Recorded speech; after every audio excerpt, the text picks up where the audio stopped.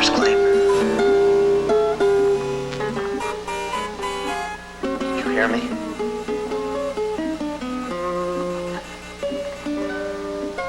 It was an accident, Pa. It wasn't my fault. Nothing ever is.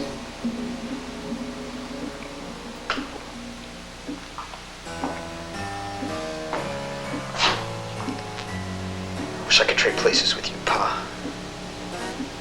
You just sit in that chair, hour after hour, and day after day. And then you send me out to do your dirty work. God willing, I'd get up out of this chair and I'd do it myself. I'd show you a thing or two. Sure you would, Pa. You listen here, you silly young whelp. Long before you were born, I built this place. I built this place! With my own two hands. I cleared the land, and I fought the Indians, and I held on to it for dear life. What the hell have you ever done? I've done my best, Pa. Well, that ain't good enough.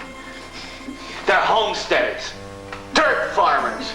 We got them outmanned, and we got them outgunned, and you still can't bring me their claim. Because I'm gonna kill him. Look at me! Look at me! I want you to see me.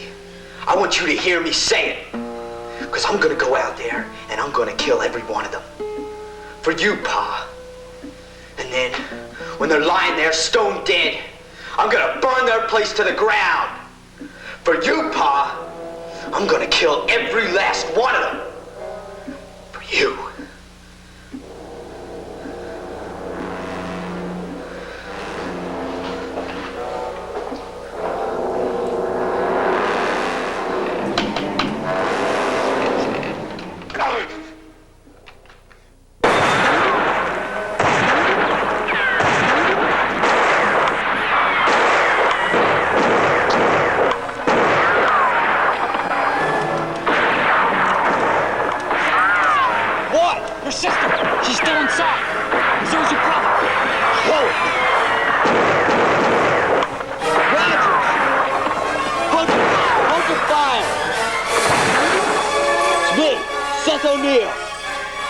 Now come out of there with your hands up.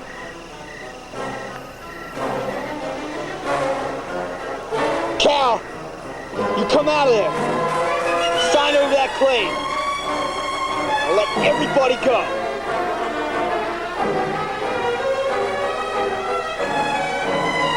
Bring him over.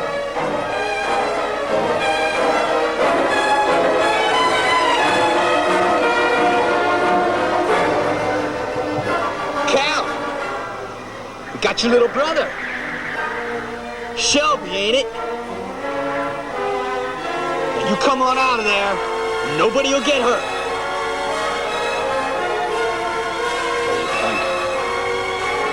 Go back down. When he does, I'll kill him.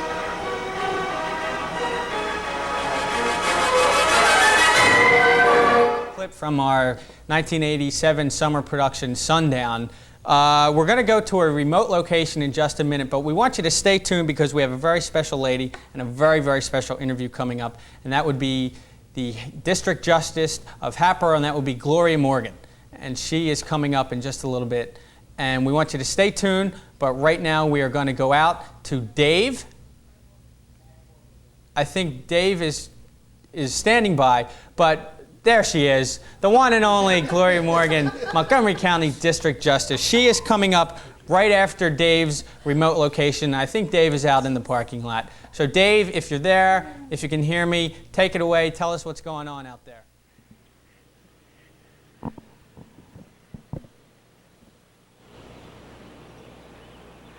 1, 2.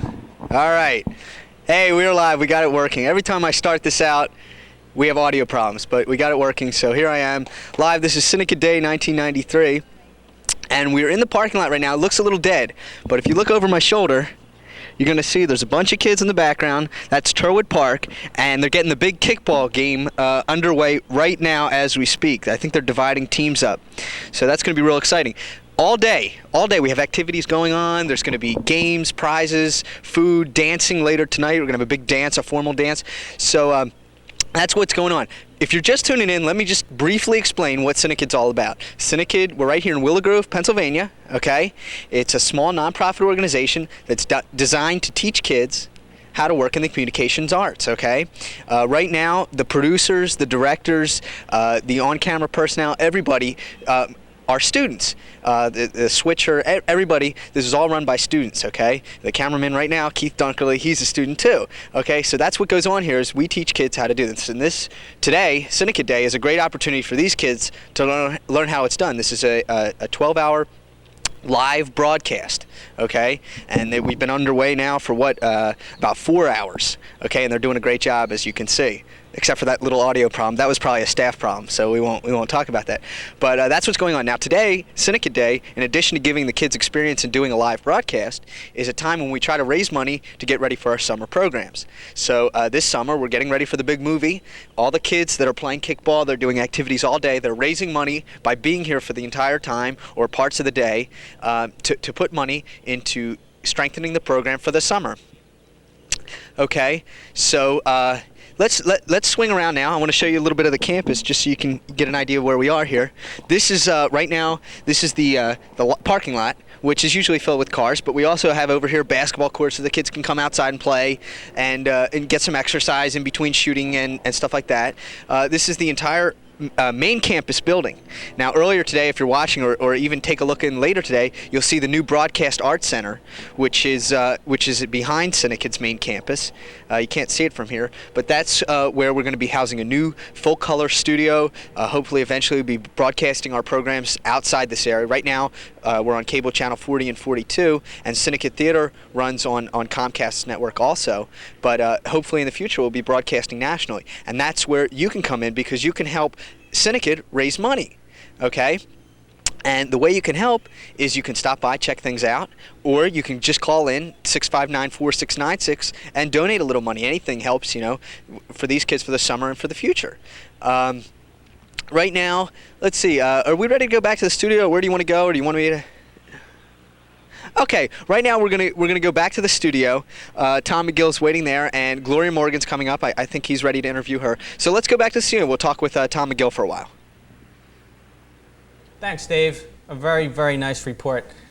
Well, welcome back. As promised, a very, very special interview. With me is Gloria Morgan, and she is the District Justice of North Willow Grove and the whole borough of Hatboro. Welcome to Cinekyd Day. Thank you very much. It's a great pleasure to be here, Tom. Well, we're glad that you could stop by. Tell us a little bit about some of the things that you're involved in with kids. Oh, sure. Kids, of course, are very important to me, and that's why I'm excited to see what Cinekyd has been able to develop over so many years. And I would hope that this particular interview and this day that you have planned would pass the word to all of those kids who would be interested in Cinekyd activities but don't have, at least at this point in time, a direction as to how to get here. Right. So I'm sure you're covering that really very well. We're hoping to, yeah. And of course, I'm very much interested in the kids in not only Upper Moreland and Hatboro, but the surrounding areas, because I meet all of those types of kids in the work that I do. And more, I find that so many of them are disconnected, if I may use that word again. And I think it's really a matter of education, that they know the activities such as the scouting program in Hatboro, which was nationally recognized a year ago for the work that they do. And the scout troop there goes all over this country and in fact travels internationally. So that's a good activity for kids, and they learn a lot of skills, a lot of way to survive in life, not only in the wild, but also in their everyday walk. And of course the Hatboro Y has a wonderful program for families and for kids. And I think it's important for everyone to understand that if there is a financial stress, that there are ways for scholarships to be given. And all one needs to do really is to inquire. Also here, in a public sense, right down the street from Cinekyd is the new home for Ageless Friends, which of course is the other end of the age spectrum to daycare. It's adult daycare, and they do a wonderful service in the community. And of course there are different churches with outreach programs for kids, and just really a marvelous place to live, Hatboro and Upper Moreland area. Super place to raise kids. Do you remember the first time you ever came in contact with Cinekyd as an organization?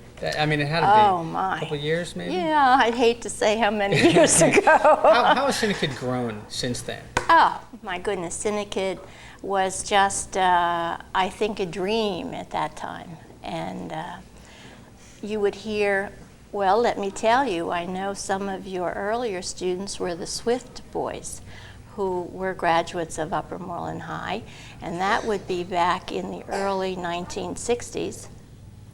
So I know they were very active in Cinekyd, and of course they were just using equipment that was maybe a hand-me-down, not state-of-the-art like you're using here today.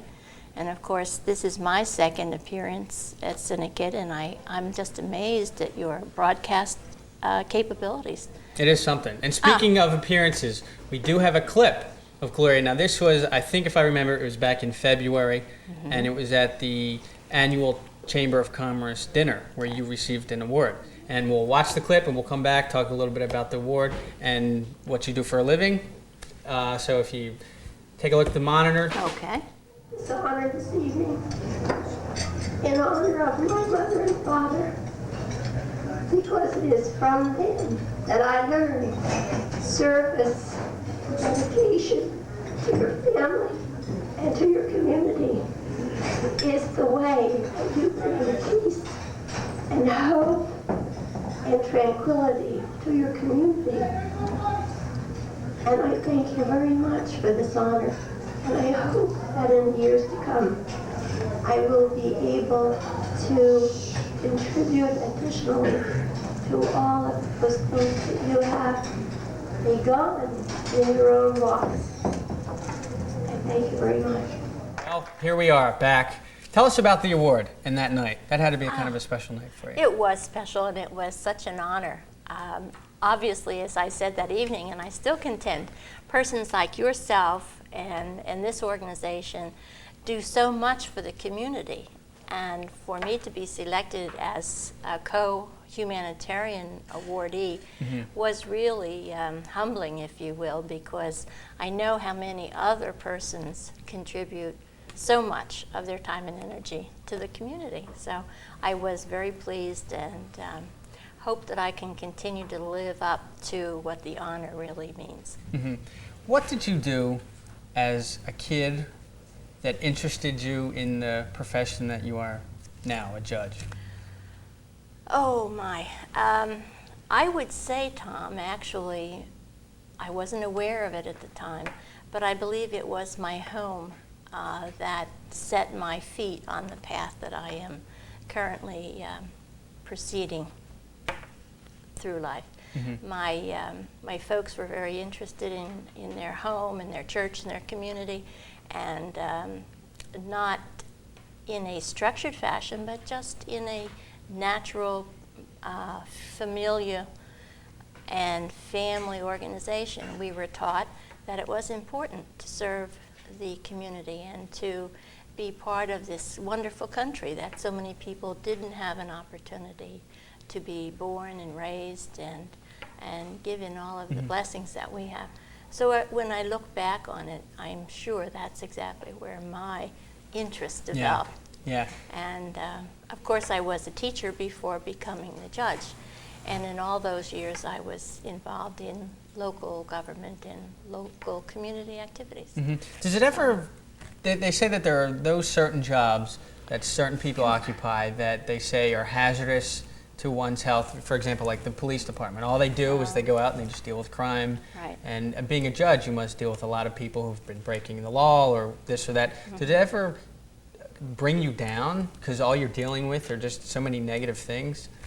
Actually, that's a very good statement for you to make, because it in the initial phase of it would have a tendency, and does have a tendency, to make you think that there aren't positive things in life.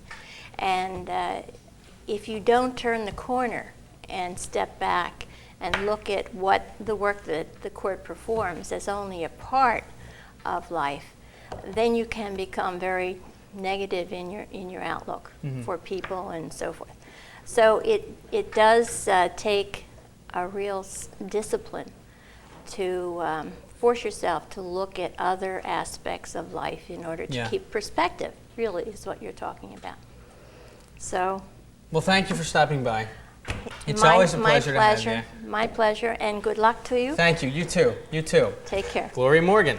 We will be right back. I think we have a package from the Willow Grove Mall, and I think that would be Danny. So Danny, take it away.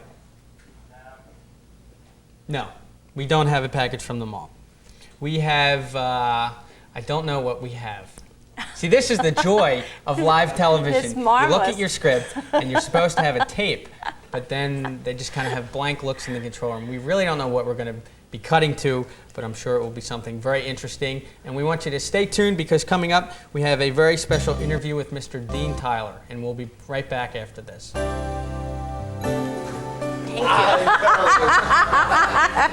you. Thanks for stopping by.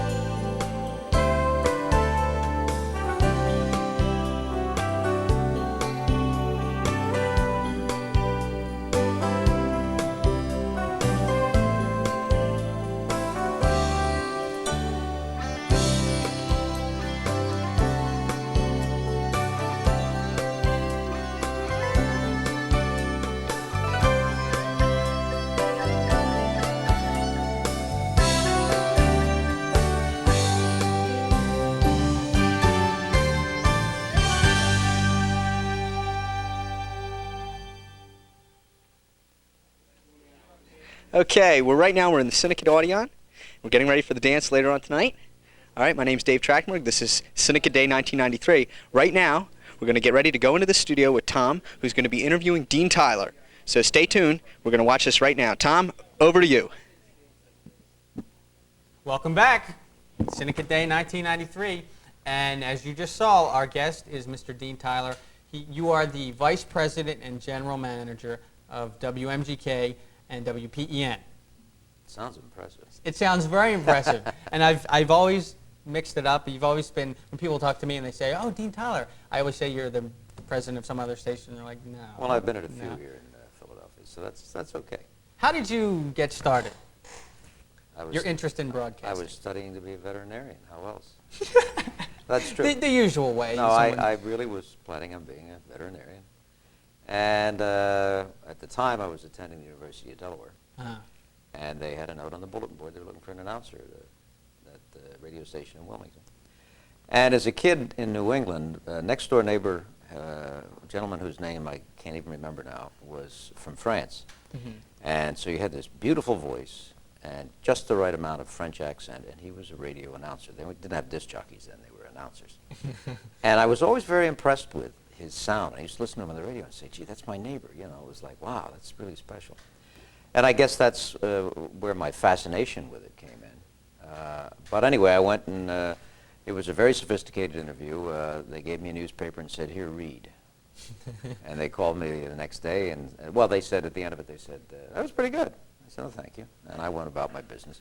Called the next day and said, we'd like to have you come over and do a radio show. Uh-huh.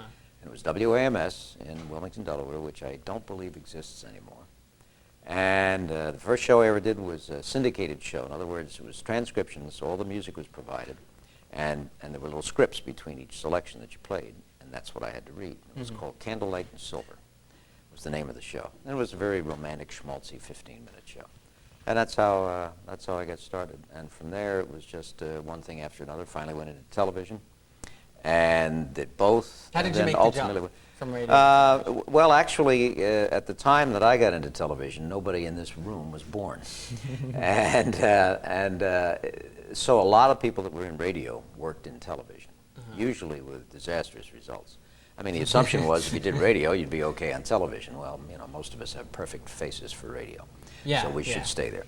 But so there were a lot of radio people that got into television, and I just sort of migrated into it, and I really started running. I was thinking when I saw the cameras, one of those cameras, it would take about 6 of those cameras, maybe 8 or 10, to make one camera then. I mean, they were huge, just humongous. And I learned how to be a cameraman and run a ballop, and did the audio, and then did booth work, and then migrated to on the air and did game shows and sports shows and all that sort of thing. And, you know, I had my share of mishaps on and off camera. Yeah. But it was very exciting. We have a clip that you were kind enough to send us, and this is from the Leukemia Telethon. Yeah, this goes back maybe 2-3 years. I didn't have any of my old material. I burned all that a long time ago. Okay, we're gonna go take a look at this clip, and then we'll be right back. Welcome, if you will, the outgoing president of the Eastern Pennsylvania chapter of the Leukemia Society of America, also the vice president and general manager of WPEN and WMGK. Oh, here's Dean Tyler. Hi. Should I hop for you? Thank you. I mean, you didn't get a hop. Finally, someone to demonstrate the hopping. Now, how much per hop? Oh, about $10, $15 at least. Minimum, that's right. That's a good way to raise money for leukemia. I just want to encourage everybody to contribute to this great cause. I've been involved for, I don't know, 20, 30 years now, as some of our listeners know. And it is just a great organization to be involved with, and they do such great work. I'm so pleased to be here today because I'm going to get to interview some former patients, some present patients, people that have been here before. It's nice to have them come back because that means they're still with us. Right. And I think if 473-7100 is a number you write on your kitchen or your bedroom pad right now and call it sometime today, that'll be making you and me very happy. We certainly are happy.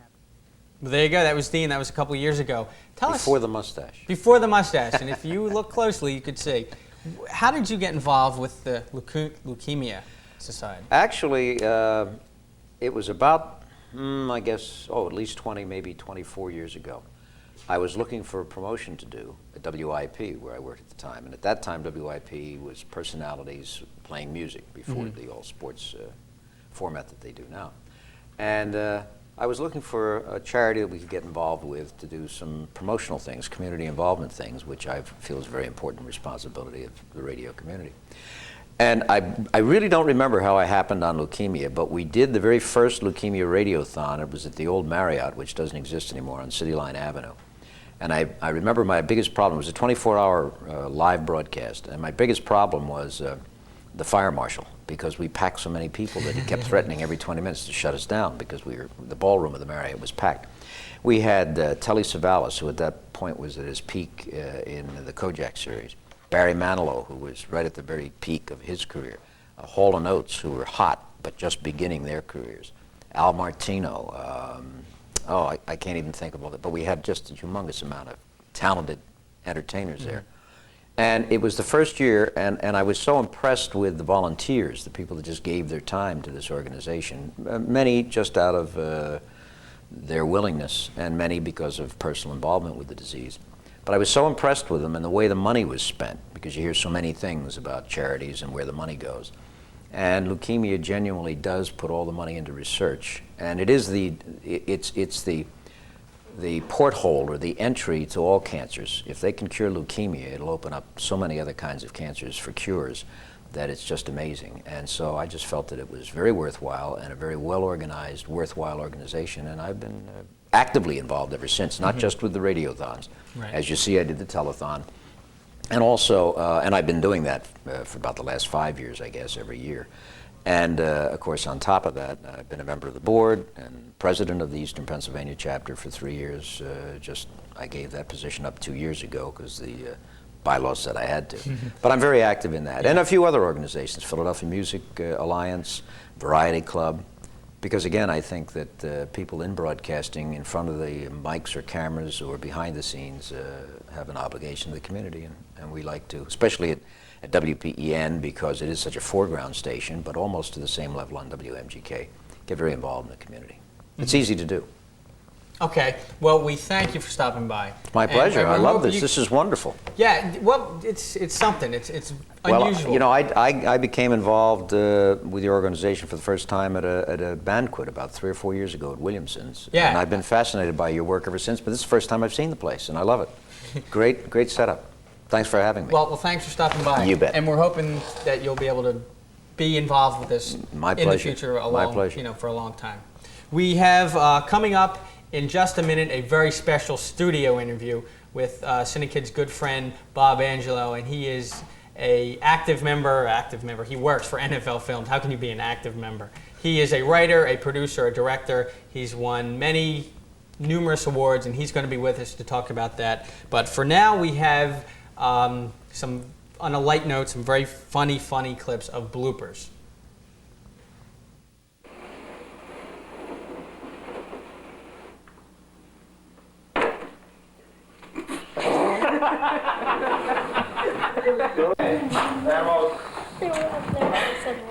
You like a fade in? 85-23.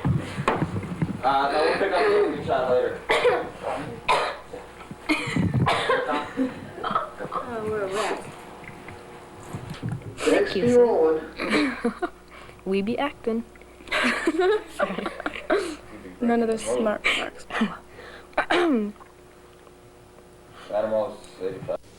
How do you do? Very well, thank you. Mr. Seidel, was it? Ed. And cut, okay. Crank back down, Tommy. Full shot. Can you please tell me what goes into producing the series Kidbits? All right, do this. Just I can't. Please tell me who edits. No, don't do that. Ask me another question. Can you please tell me what Kidbits are? Kidbits are well, that's the bell. Okay. I give up. Take 5. Paper Randy's itch.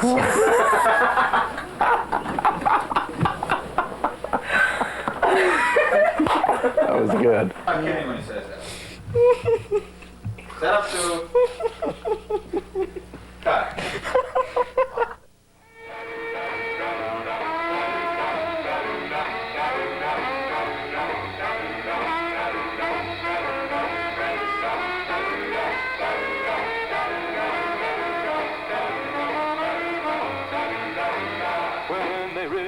Together there's a lot of fun.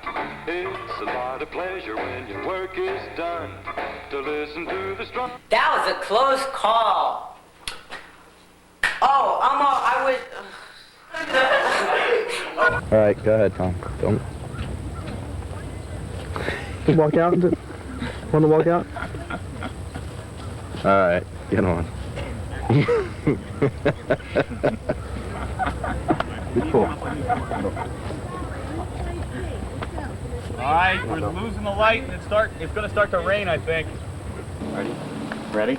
Go ahead. Go ahead. Put the reins over its head. Almost. Close.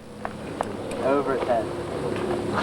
They're split reins, so just when you get off, grab by the bottom of the bit and pull straight down. They'll just fall off his neck. Okay. Still have All right, mount them again. Get the reins over its Put the head. reins over it. Put the reins over first.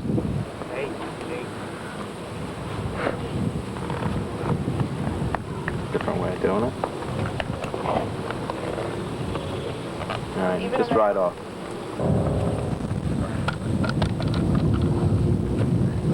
Okay. Don't pull on the rein. Don't pull on the rein. Don't pull on the rein. Leave it sit up there. Put your foot in.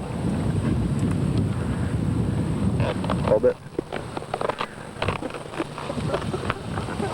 That's graceful. Ride out. Give him a kick. Let him ride out. Come on. Let him ride out. Yeah, that looked good. All right. Rolling. Same thing, Jeremy. No, you gotta go around back. Okay. Back up. Have you ever even seen a horse? Yeah. All right, ready? Wait, backwards. This way. Around you. Stand. That's it. There you go. That's Wilson's family, I think. Gotta hold the reins. Hold the rein. Hold the rein. Get back on him. Same way. Put it over his ear. That's it. Hold on to the reins when you get on. All right. Flip your leg around. All right. Pull up on the reins. See if you can get him going. Just keep going. All right, hot. Okay. Don't shoot this part. Come on, do it for real. We're still rolling. I'm trying. Come on.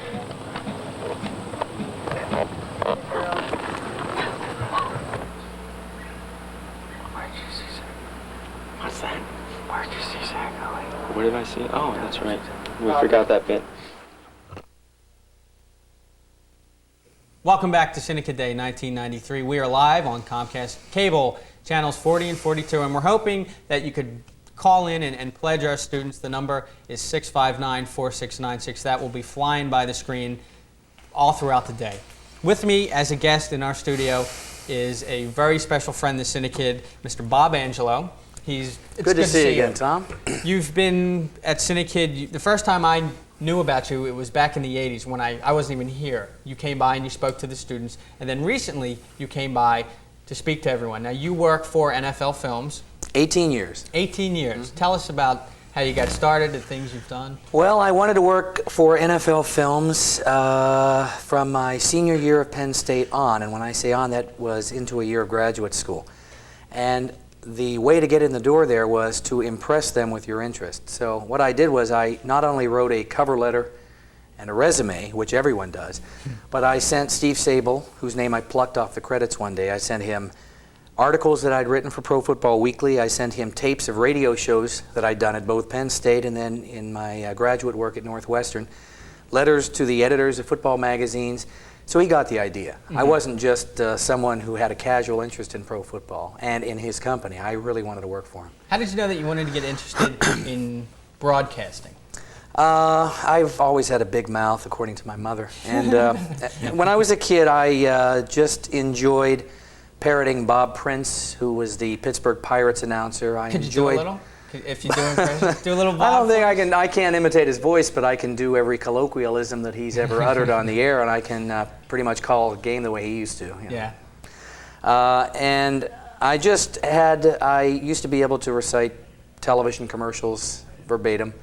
So it was apparent to my parents and my friends and so forth that at an early age that I was going to be involved in television in some way. And I never really thought of myself as an on-camera person, but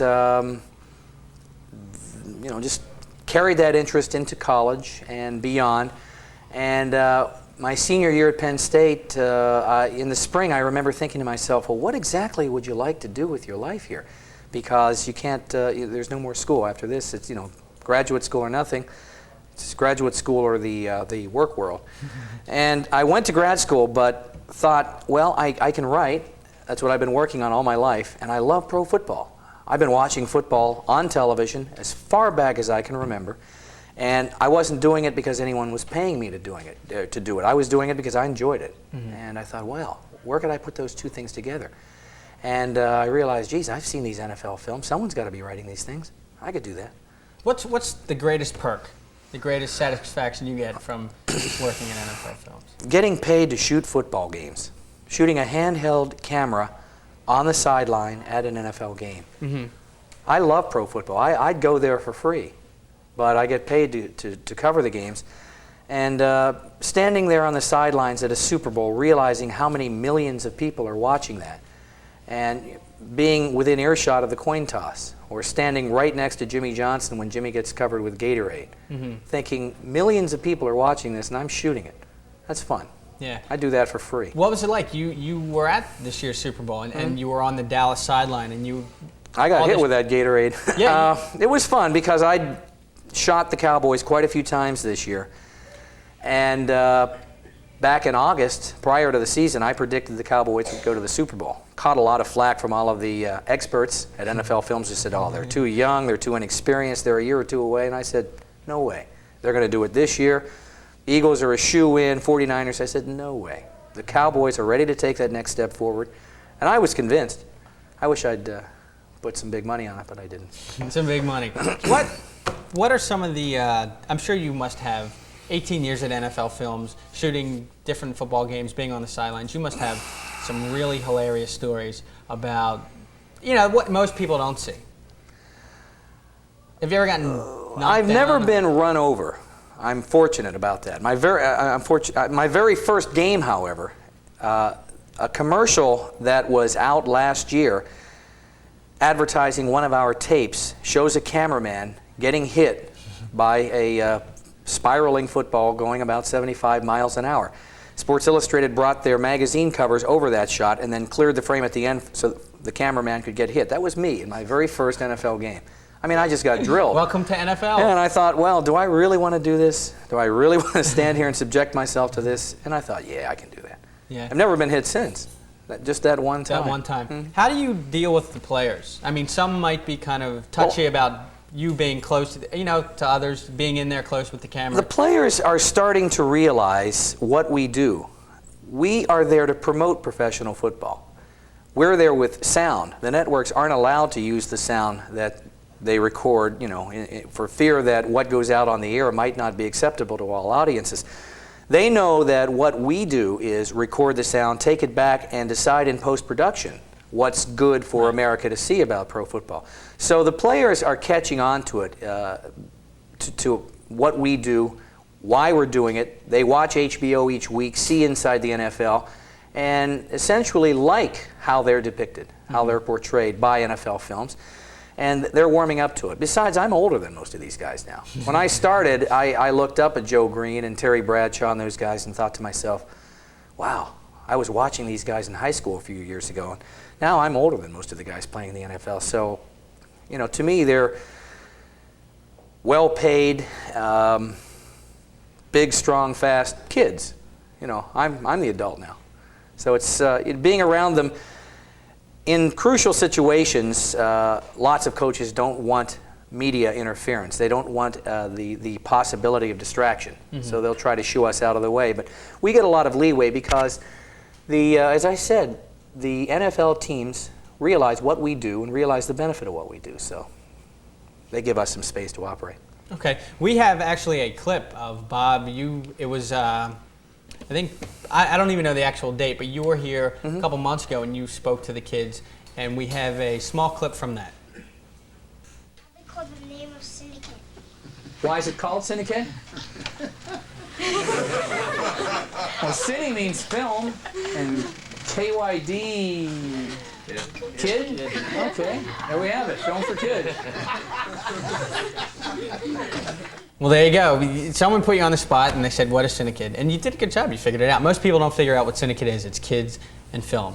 Now it's actually more video. I still don't understand the spelling, KYD, but I'm sure there's some reason for that. Yeah, there is. I don't know it, but we won't get into that. You were kind enough to bring some tapes with you. And we actually, before, a while ago, we found this tape. It's the 1987 Pittsburgh Steelers team highlights, and it was written and edited by yourself.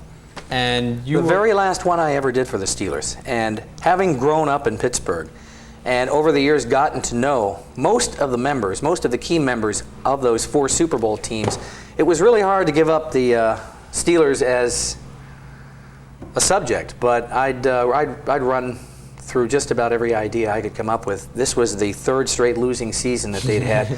And pretty tough to make a highlight film about a team that seemed to be marking time. And they were at the time. So I passed it along to another Pittsburgh area resident who had just joined the staff at NFL Films, who, like me back in the 70s, badly wanted to work on the Steeler highlight film, and I turned it over to him. And he's had some good fortune with him over the last few years. They've become a competitive AFC team.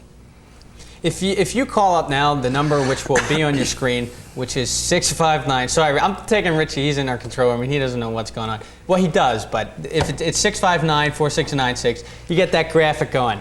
There we go, 659-4696. We're actually going to be giving these away for a very nice contribution, and we might even have you autograph a few of them. Not that that will be worth anything, but I'll be happy to. You never know. Why don't you just talk about some of the tapes that you do have with us? Well, this is our hottest item over the last 2 years. It's called NFL Rocks. It was at one point number 2 on the sports-related home video tape chart. This was number 2 for quite a few weeks in a row. And it includes a number of songs by popular artists, Bon Jovi, John Mellencamp, Elton John, Robert Palmer, to name but a few. Football stories and football situations cut to rock tunes. And it worked out very well. I'm sure you've seen the commercials. And how can you pass something up that has like a Bon Jovi song in it? Oh, yeah. Perry Como. No, I'm sorry. NFL Rocks, Perry Como. Okay. I know personally, I've seen this all over the place, the greatest moments in Philadelphia sports history. We're going to be giving this away to a lucky caller who calls in a pledge, 659-4696. Did you work on this? I sure did. I directed Harry Callis and all the stand-ups for this one, and let me recall which one I did.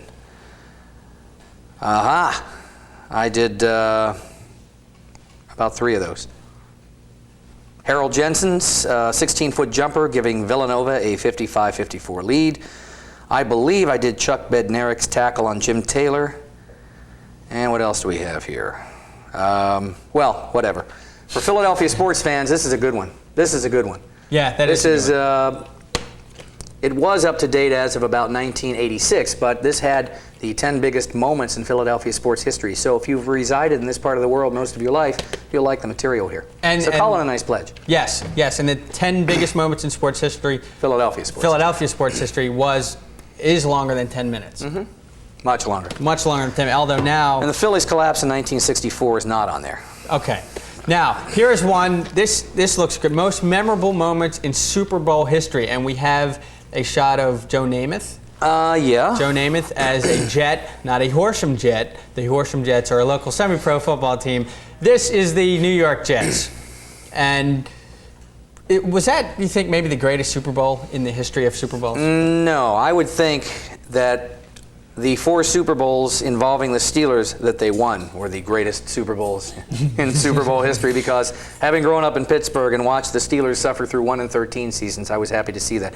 But no, speaking honestly, I'd have to say the best one I ever saw was Super Bowl 23, Montana bringing the 49ers back down the field 85 yards in 3 minutes to beat the Bengals. That was truly exciting. Also very, very exciting was the Buffalo Bills' loss to the New York Giants. That poor kid missed that field goal at the end. My heart goes out to him. He'll live with that the rest of his life. But that was memorable. And of course those 4 Steeler wins, they were huge. Just huge. Well, we have lots of tapes. We're hoping you're going to give us a call, and one lucky viewer will walk away with some really good football videos from NFL Films, and everything NFL Films does is top-notch. You just guys have just a certain style that you can just watch anything about football, and you could say, oh, that's NFL. You just have a certain look. Well, yeah, and for many years we had a certain sound too, and that was due to the efforts of John Facenda, a local Channel 10 television personality for many years, who was one of the kindest, most sincere individuals I've ever worked with, and had a voice that could read a shopping list and make it sound important and dramatic. Mm-hmm. Broccoli, cauliflower. I mean, he was unbelievable, and he was the signature to NFL Films productions for many, many years. Well, we appreciate you stopping by. It's always a pleasure to see you. Hopefully, thank you, Tom. You'll be able to come by soon. Okay. Soon. Cinekyd Day 1994. And before I split, Danny. Yes, Danny. Come here, dude. For those of you wondering what Cinekyd is, it's a place where young folks like him can learn television skills. And it's an incredible operation. It's nationally known, and they can always use money here. So think about guys like this. You might have one at home who'd like to get into radio or television or acting or some broadcast-related field. And kids like this can learn the things necessary to be competitive in the world of radio and television and theater at a very young age. Things that just aren't available in most public school systems. Thank you. We appreciate that a lot. Now, actually, Danny was in the control room. He was fascinated. He's been at NFL Films, and he's walked through the place and looked at multi-million-dollar machinery and equipment, and stood in front of the copy machine and liked that more than anything else. He was back here in your control room watching a live stand-up being done and making the connection between what was happening 30 feet away from him and what was happening in the control room, and he was fascinated. And I can imagine anyone who walks in here, any 10-year-old who walks in here for the first time and sees what is done here, if they have a love of the broadcast arts, this is the place to cultivate it. Yes, definitely. And you made the reference to he was amazed at what was going on, and a lot of our people in the control room now are amazed at what is going on. I know for a fact that Rich Canizaro and Mr. Abbott are in there. They spent all night hooking it up, and they're still trying to figure out, he's on the parking lot. And yes, definitely, absolutely. And maybe later on in the show, we're going to pop in and visit Richie. But right now, we have another clip to share with you, and I believe it is Bloopers, the sequel.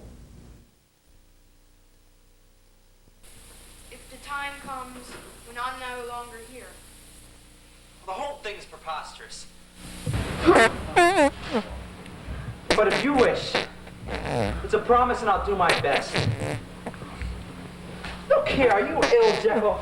No, stay away. Your face, man, your face. Don't look at me, don't look at me. No. Jekyll, where are you going? What's the matter? 5, 4, 3, 2.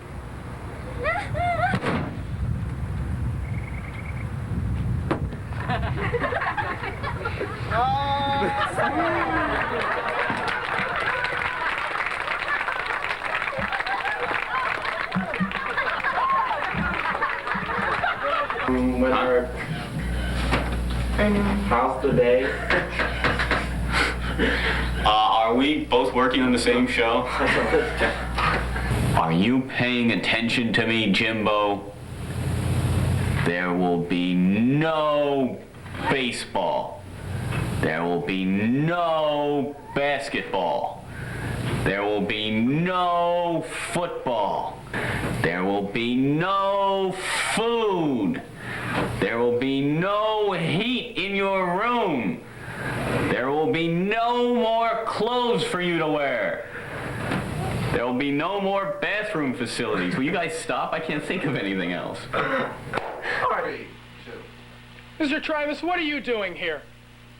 This is official business, which pertains to only to duly elected officials. So this doesn't pertain to you. Get out. Why? Well, that's it for this week's edition of What's New at the Movies. I hope you enjoyed the show. And I look forward to seeing you in the weeks to come when we take a look at the flick.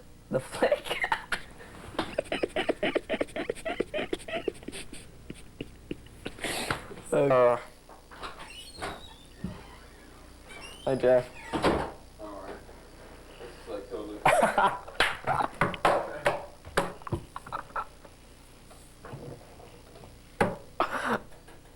Or 6. Episode 84-6. Episode 84-6. This family is going to find that the apartment that they've rented has quite a few surprises in store. Let me do that again. This fly will have to be destroyed. You looked down and the fly flew right into my nose, and I think ever since I saw that show with a man with a moth on his nose, I'm very sensitive about it. This is a pin, and the pin held a flower, but the flower fell apart. Now, next week on our science program, we're going to explore the wonderful world of the hibiscus mum, a rarely seen plant that lives in the tropical regions of Africa. Good evening, ladies and gentlemen, boys and girls, and welcome to Uncle Flywheel. I'm sorry. Do you think they see it? Yeah, well, I see it here. Well, I told you it was silly. I'd like to thank you for, wow, wow. 5, 4, 3, 2.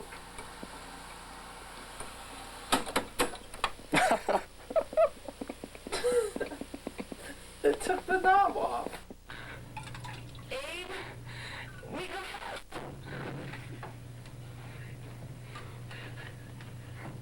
Shut up! Excuse me. Welcome. Wait. I gotta get You always hurt the one you love, the one you shouldn't hurt at all. You always take the sweetest rose and crush it till... All right, welcome back to Cinekyd Day 1993. Right now, we're in one of the earliest rooms that Cinekyd owned on this campus. This is the Gordon Audion, the Roger L. Gordon Audion. And if you look around right now, as Jake takes a swing to check it out, it's set up for a dance that we're going to be holding here later tonight. All the kids, that's how we're going to wind it down. All the kids are going to come in here, get into some nice clothes, put on some good music, and have some fun dancing. Right now, I think this is the best time to do this. You know, you've been watching this show now for several hours, and I'm sure you're wondering, you know, we've been telling you kids are working the equipment, all that kind of stuff. You probably don't believe a word of it. Well, right now, we're going to take a little walk down here. We're going to check out the control room. We're going to check out the studio, and we're going to let you see how this is all being put together. So if you follow me right now, Rich, what's up, my man? This is my buddy Rich. Rich is a staff member at Cinekyd. He's been our tech director. Hi. But if you swing in here, you'll look and you'll see that all the kids are working it. We got Matt, who's checking the audio, all the way up top. and he can't figure out what he's doing. Don't even touch that, Matt. Okay, Emily here's working the toaster. All right, that's Emily Kelly from Hatboro. Okay, and this is where you can see that the live shot is right there. You're looking at it in many dimensions. All right, let's go take a trip into the studio. for you, Dave. Rich is going to get the door for me. We're going to take a trip into the studio here. Bye. Bye, guys. Bye, Rich. Say hi to Tom for us. All right, we're gonna visit Tom. Let's see if he's watching.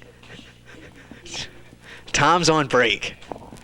Tom, we brought the crew in. We wanted to come in and meet you and see how things are going. Up on some readings if we have 5 or 10 minutes before the next. Do you studio. prep before each interview and get some information on your guests and stuff like that? What do you mean? No, you don't do that. Well, if you check out here, we got Bob working one of the cameras here. He's standing. He's not even touching the camera. He doesn't know what he. No. There's Bob working at, and we got Brad over here on this camera. And then we get a shot here of Bob. He's not doing anything. Bob just sits there. Bob's just sitting there. So what's coming up, Tom? Why don't you tell them while we're here? Why don't you tell them what's coming up? All right, Tom's not gonna. Tom, what's coming up? What's coming up in the next couple hours? It's 10 hours of live television. We have the next hour, you say? We have an interview with Betty Green, a very special interview with Rich Platt, a Cinekyd graduate who you live with. Do you know him? Rich Platt, yeah, I know him well. That should be a lot of fun. We have videos, prize giveaways, and much more. That was great. You've done this before, haven't you? One or two. Yeah. Okay. All right. Well, let's come back in here. We're gonna actually go back to the studio in a second, but we'll leave the studio so that it'll look like we're cutting to the studio. It'll be really neat. All right, come on with me, Jake. We're gonna come out here, and what I'm gonna do is I'm gonna direct for a second. They're gonna let me direct. I'm gonna say, okay, Rich, what I need you to do is I want you to go to the studio live. Okay? Are you ready in the studio, Tom? Yeah. Studio! Studio. Studio! Do it! Okay, go to the studio. There we go. You know, Bob, I did not know that you... What's up? Welcome back to Cinekyd Day, 1993. We are having fun, or are we having fun? What I want to do is, you just saw Bob Angelo a couple minutes ago. We have some really, really good videos, and he autographed all of them. So the first caller calls in and makes a good pledge, a very nice pledge, will walk away with one of these videos of your choice. And the video I'm holding right now is most memorable moments in Super Bowl history. We have Super Sunday, which is a history of the Super Bowl, great video. We have NFL Rocks, Bob talked about that. He said that has a lot of the current bands, you kids these days, and that rock and roll music. It's all in here, all of it. You can have this. We have the greatest moments in Philadelphia sports history. That could be yours. These are really good videos that are somewhat difficult to get a hold of in stores because usually they're all sold out because they're great videos. We have them at Cinekyd Day, and they can be yours. Just give us a call. Silver Celebration, the ultimate pro football video. The ultimate pro football video.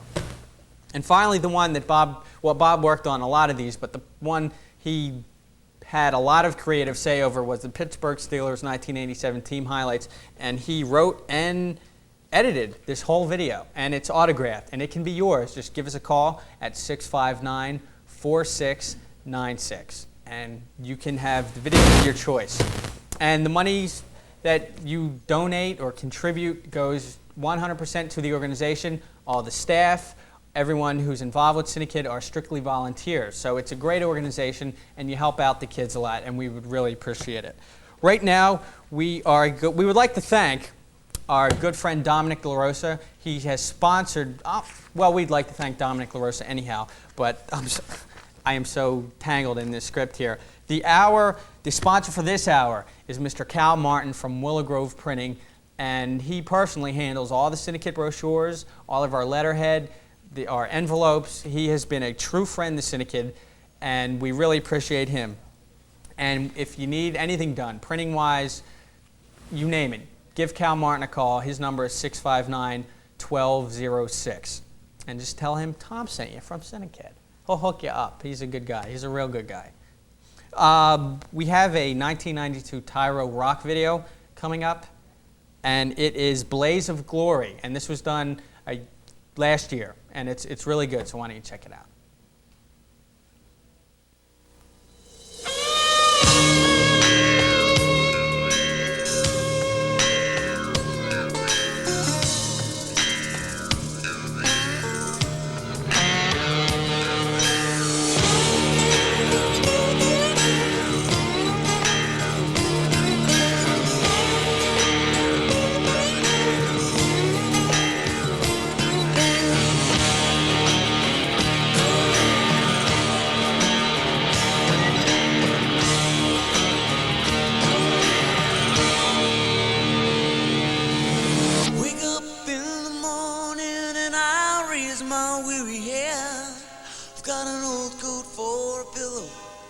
And the earth was last night's bed.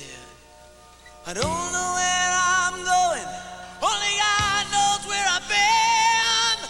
I'm a devil on the run, a six-gun lover, a candle in the wind. Yeah!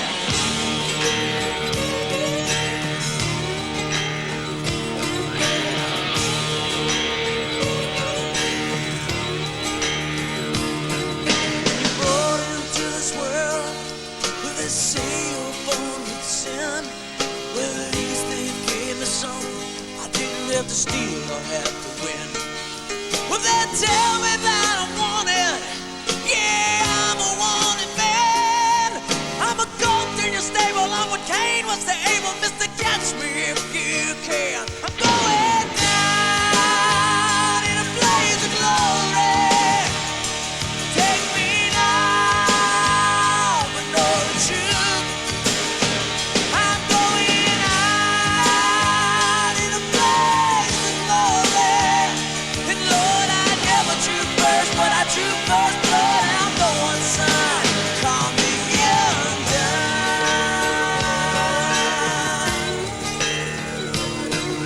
You ask about my conscience, and I offer you my soul. You ask if I'll grow to be a wise man. Well, I ask if I'll grow old. You ask me if I've known love and what it's like to sing songs in the rain. Well, I've seen love come, I've seen it shine down, I've seen it die in vain. Shine down in a blaze of glory. Take me now, but know the truth. 'Cause I'm going down in a blaze of glory. Lord, I never drew first, but I drew first blood. I'm the devil's son. Call me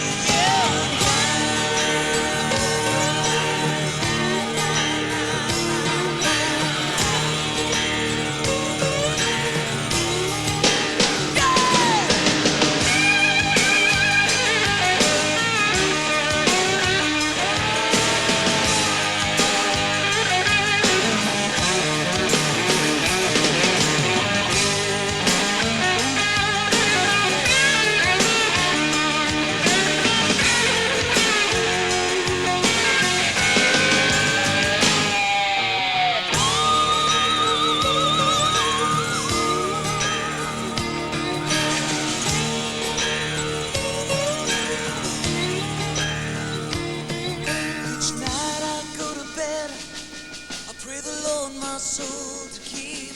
No, I ain't looking for forgiveness, but before I'm 6 foot deep. Lord, I gotta ask a favor, and I hope you'll understand. 'Cause I've lived life to the fullest. Let this boy die like a man. Staring down a bullet, let me make my final stand. Shine down in a blaze of glory. Take me now, for the truth. I'm going out in a blaze of glory. Lord, I never drew first, but I drew first blood. I'm the one son. Call me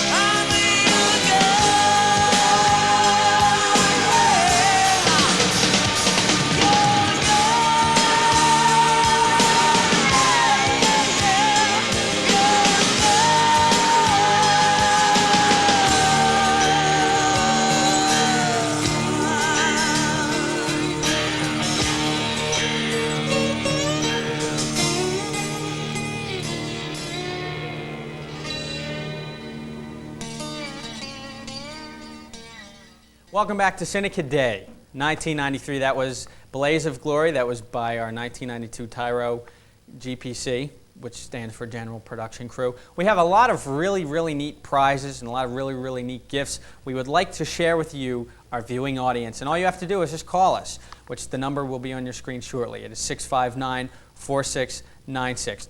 Take a walk with me into the Closet O prizes, if you will. We'll go through our little jungle. And let's see what Mr. Postman brought us.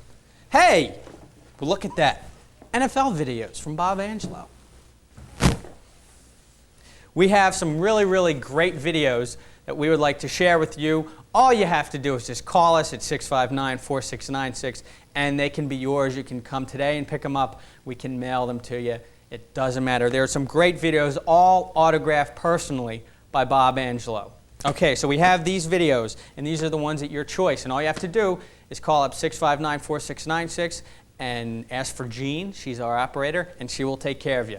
We have flowers that were donated. These are really, really nice flowers, and these are from FlowerLink of Willow Grove, and we'd like to personally thank them for helping out with Cinekyd Day and making a donation. We will sell these or give these away to a caller who calls in a really nice pledge, and these are perfect for Mother's Day. Mother's Day is tomorrow. You cannot find a nicer assortment of flowers for Mother's Day than the ones that FlowerLink made for us, and they're located right in Willow Grove, right on 611. So you can call in and you can get flowers. So let's review. NFL Videos, autographed by Bob Angelo, flowers from FlowerLink. Aren't they lovely? Right over here, we have a bunch of other prizes we'd love you to have. We have a really nice corduroy. Now, corduroy is becoming very, very popular lately. And to get a corduroy hat, it's a status symbol.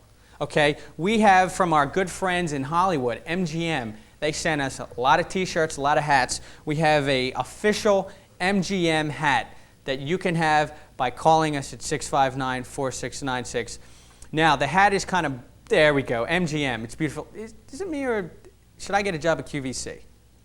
MGM. It's a very, very nice hat. So that could be yours by calling 659-4696. All the local TV stations have been super supportive of Cinekyd Day, and they've been giving us prizes and helping us out. We would like to thank our friends at KYW. They gave us a lot of things. This shirt, personally, I would like to own, and I really don't know if I'm going to give it away. But if you call 659-4696, it says KYW TV, and on the back, it says Blizzard of '93, we covered it. We covered it. We had it covered. Maybe I shouldn't get a job in QVC. I can't even read. I should go back to high school. This is a really nice shirt. It's a T-shirt, which means for summertime, you can't beat it. And the blizzard of '93, everyone remembers that because it was so devastating. So that could be yours, 659-4696. Our friends at WPHL, or PHL 17, Channel 17, they gave us this T-shirt, and we have at least 15 of these, and you could own one by calling 659-4696. And right on the chest pocket here, it has all the Philadelphia sports teams that they cover. And they have the Philadelphia Flyers, Philadelphia 76ers, who had an unbelievably successful year this year, and the Philadelphia Phillies, who last year were in last place, and this year they're in first place, and they're doing well. So you could have your official Channel 17 T-shirt. Now, if you thought that was nothing, and I'm sure that's what you thought, we have official Cinekyd Day, or Cinekyd, and then it says Kids in Video. And this can be yours by calling 659-4696. And on the back, it's empty. So you could actually put whatever you want. You could put your name, you could do anything. It's really, really nice. And this could be to our lucky viewer, and this is size 14 to 16. So people other than those sizes don't call up because it won't fit you. So you can have this. And finally, I'm sure you're like, go on, go on. We have from last year our official crew shirt. And this is from the Substitute, and it says Crew Cinekyd, and then it has the official logo that was designed by our Cinekyd student, Matt Robinson, of the Substitute movie, which will be premiering in a couple months. And we are currently making Timberwolf 2 T-shirts that you might be able to get a hold of, but I don't know, because that's our summer movie this year. And as you know, Timberwolf, the original movie, is premiering the end of this month. So all you have to do is give us a call at the number on your screen, which is 659-4696. Say, I want the videos. Be specific of which video. I would like the flowers or any one of these T-shirts or the hat, and you can walk away with it. 659-4696. Right now, we have Dave standing by in a remote, and he's going to be keeping us up to date on actually all the events and everything. So Dave, if you're there, take it away, my friend.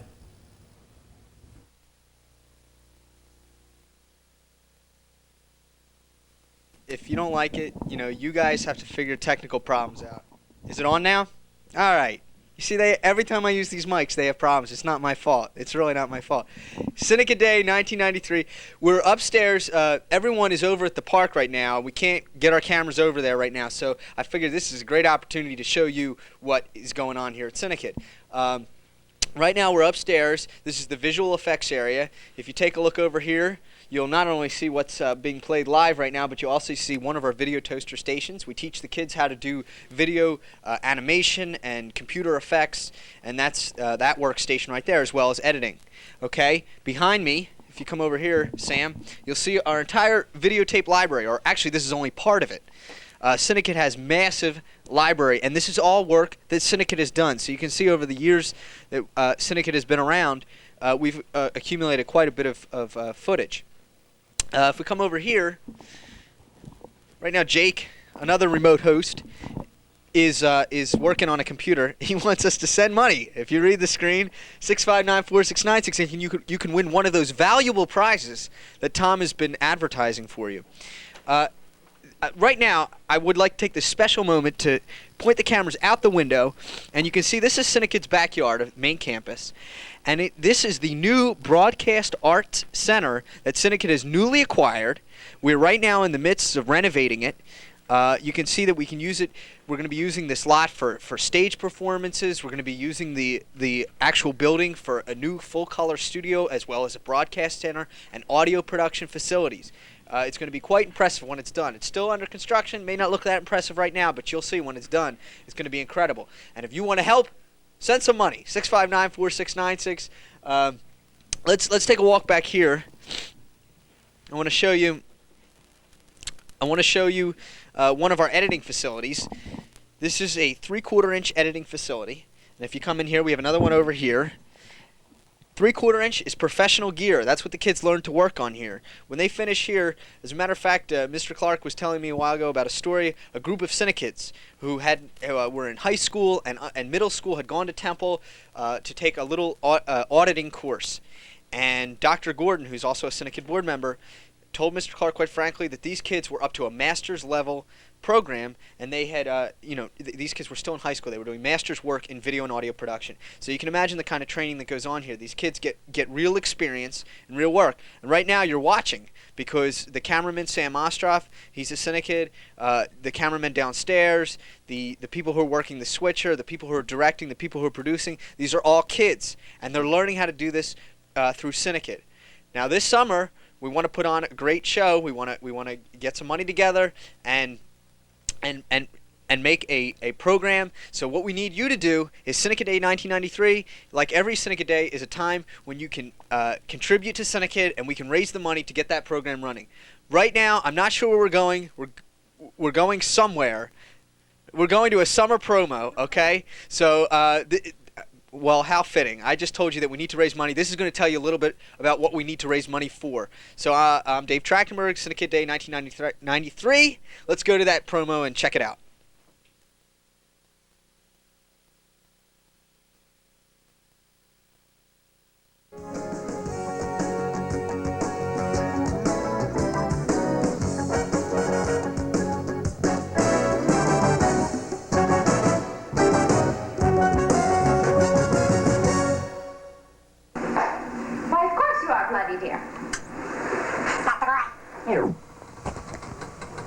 Hi, I'm Jake Fogelnest. Welcome to Cinekyd.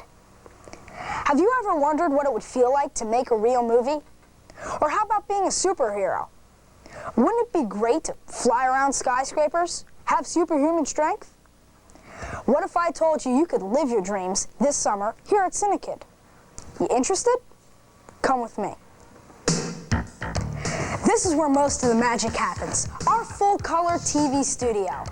If you're between the ages of 11 and 18 and have an interest in making real movies, then you won't want to miss out on this chance of a lifetime. For the past 17 years, middle school and high school students have been making movies every summer. Cinekyd has won many awards, and you could be next. Here's a sneak preview at Cinekyd's latest feature film. First, there was the Man of Steel.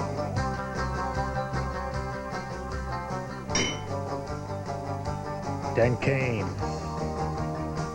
the Cape Crusader.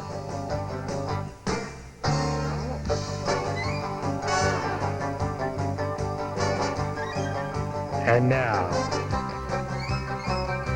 a superhero for the next generation. What was that?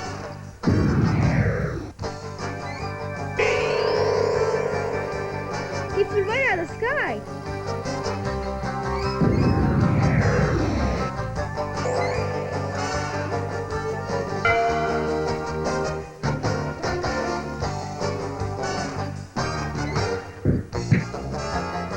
I don't know. Maybe he fell out of a plane.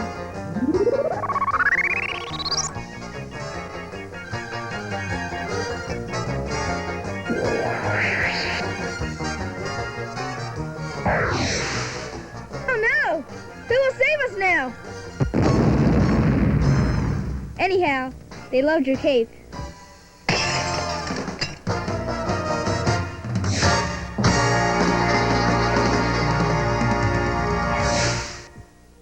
If you've ever dreamed about soaring with the birds, and you don't have a fear of heights, then this summer's program's absolutely awesome.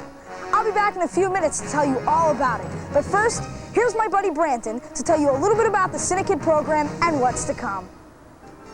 The Cinekyds have been spotlighted on local TV stations and have been endorsed by media professionals. Here's Bob Angelo, Emmy Award-winning writer, producer, and director for NFL films. After touring our production campus and meeting our kids, here's what Bob had to say about Cinekyd. The exposure that you get to real-life situations, editing tape, doing radio shows, doing public access television, you can't beat this. You know, classroom stuff doesn't mean anything compared to the kind of things you can do here. Philadelphia's top TV news anchor, Jane Robelo, had this to say about Cinekyd during her recent visit. Very, very impressed with the people, first of all, here, and with the facilities, and then with the excitement that's here at Cinekyd. And when you get through college, you're really, really ready to get that first job because you have hands-on experience. And so either way, you can't go wrong. So, thumbs up. This is Cinekyd of tomorrow, a multi-building campus where kids will be able to broadcast TV and radio programs to all other kids all over the world. To most people, this would appear to be nothing more than a concrete platform. But to us Cinekyds, this is a performing arts stage. Behind me is the headquarters for our International Broadcast Center. Our kids are just starting to prepare the building for construction. This is the site where our second full-color studio will be, just like NBC and CNN. In here will be the state-of-the-art recording studios, where the kids will produce shows for the entire nation. This is what Cinekyd looked like years ago. And this is Cinekyd in the 21st century. Join us this summer and help create Timberwolf 2, Video Arcade of Doom. June 28th to July 30th, Monday through Friday from 9:30 every morning till 4 o'clock every afternoon. Spend 5 exciting weeks this summer making a movie. No experience needed. You'll act in a feature-length film, travel on location, learn how to use high-tech video gear, create breathtaking computer effects, and make dozens of new friends. Just call Cinekyd right now and reserve your spot on this summer's video production team. Call 659-4696. If you want, call and make arrangements to stop by and tour our campus. 659-4696. Help create the superhero of our generation. Cinekyd Summer Movie 93. I'll see you at the Video Arcade of Doom.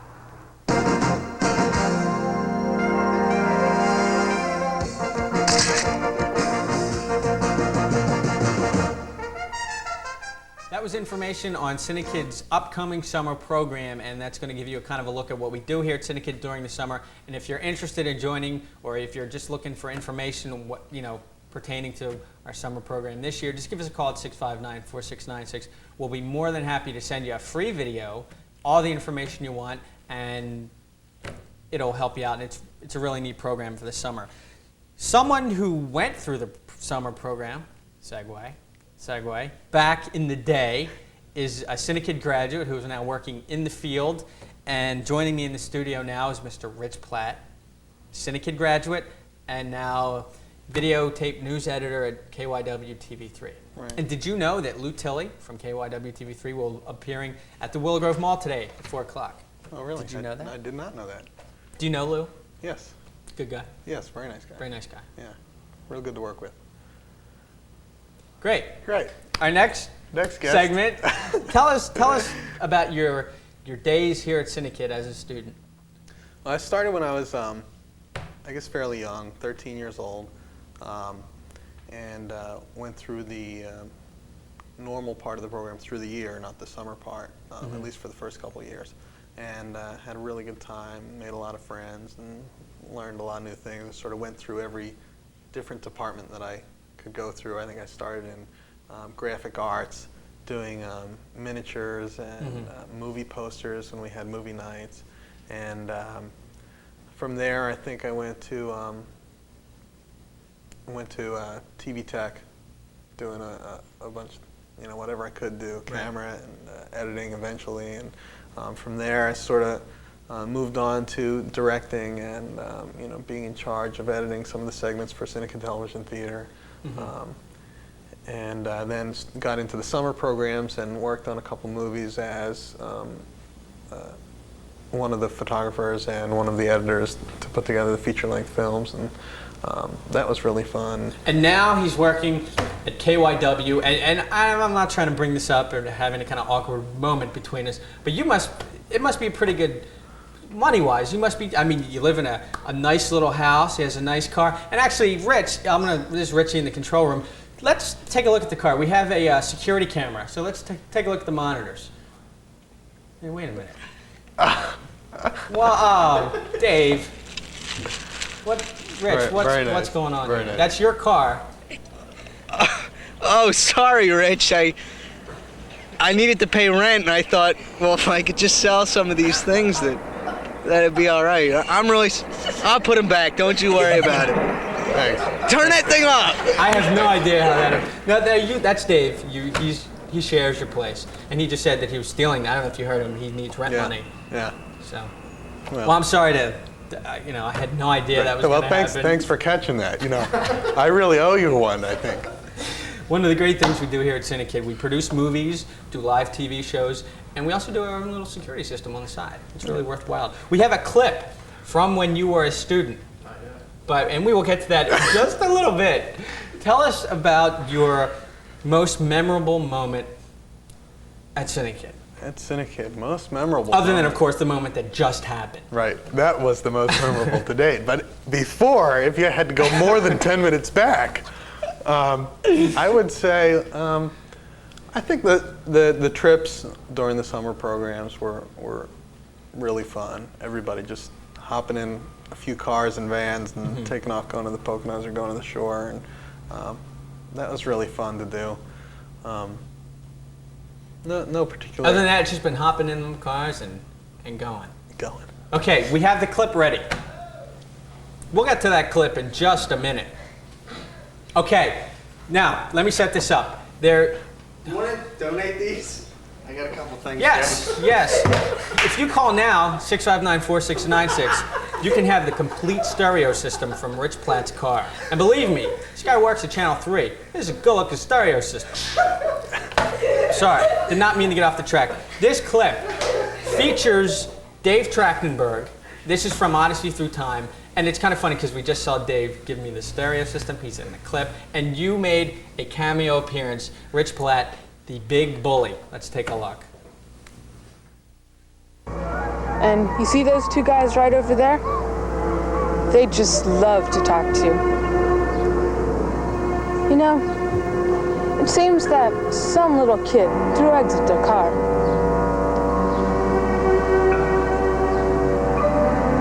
And somebody told them just who that little kid was. Come on, guys, let's go.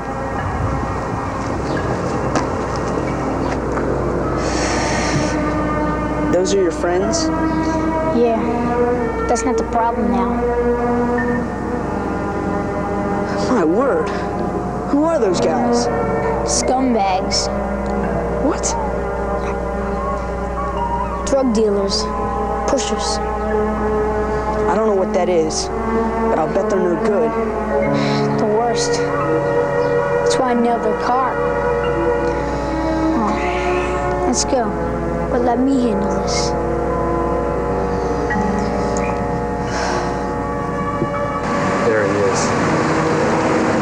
teach you some punk wrestling.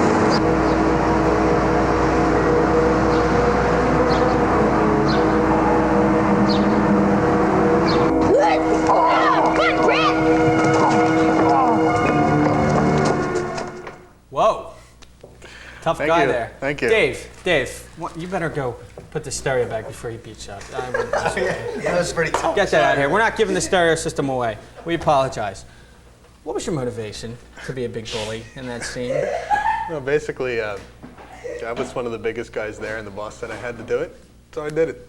That was my motivation. Do you regret moments like this, being in, like, as such a youngster, appearing on videotape? No, I don't. It's not like Sex, Lies, and Videotape. It was not a... Sorry. No, Bob Angela did not sign that video. He signed all the NFL films videos we had. Do you know Bob? No, I don't know. We'll have to. He's a good guy. He's a good guy. We're getting off the subject, and thanks to Dave, he came in and he ruined everything. We have, what we're going to do is we're going to watch a legitimate, well, that was legitimate, but we're going to watch a more recent video. Now, this is something Rich has done recently and it is 6 segments from the news that you edited from Channel 3. Now, you are going to enter these packages, as they call it, into the Emmy nomination committee? It's right now, it's already been entered for this year. The category is Individual Achievement for News Editing, and that's the category that I won last year, which I was real happy to win. That's the one I've been chasing. That's sort of the top award in the news technical field. And so this is this year's entry. It's a bunch of, they're actually not complete stories. They're about 20 or 30-second clips. Some go up to a minute long. And there's about 6 of them strung together with a little black in between. Okay, and this is everything you've edited that you're going to enter in. Right. Now, there may be, since it is news, there may be some gore. Yes, some things may be a little disturbing, but not too much. So okay, let's take a look. We'll take a look at the clip and come back with Rich.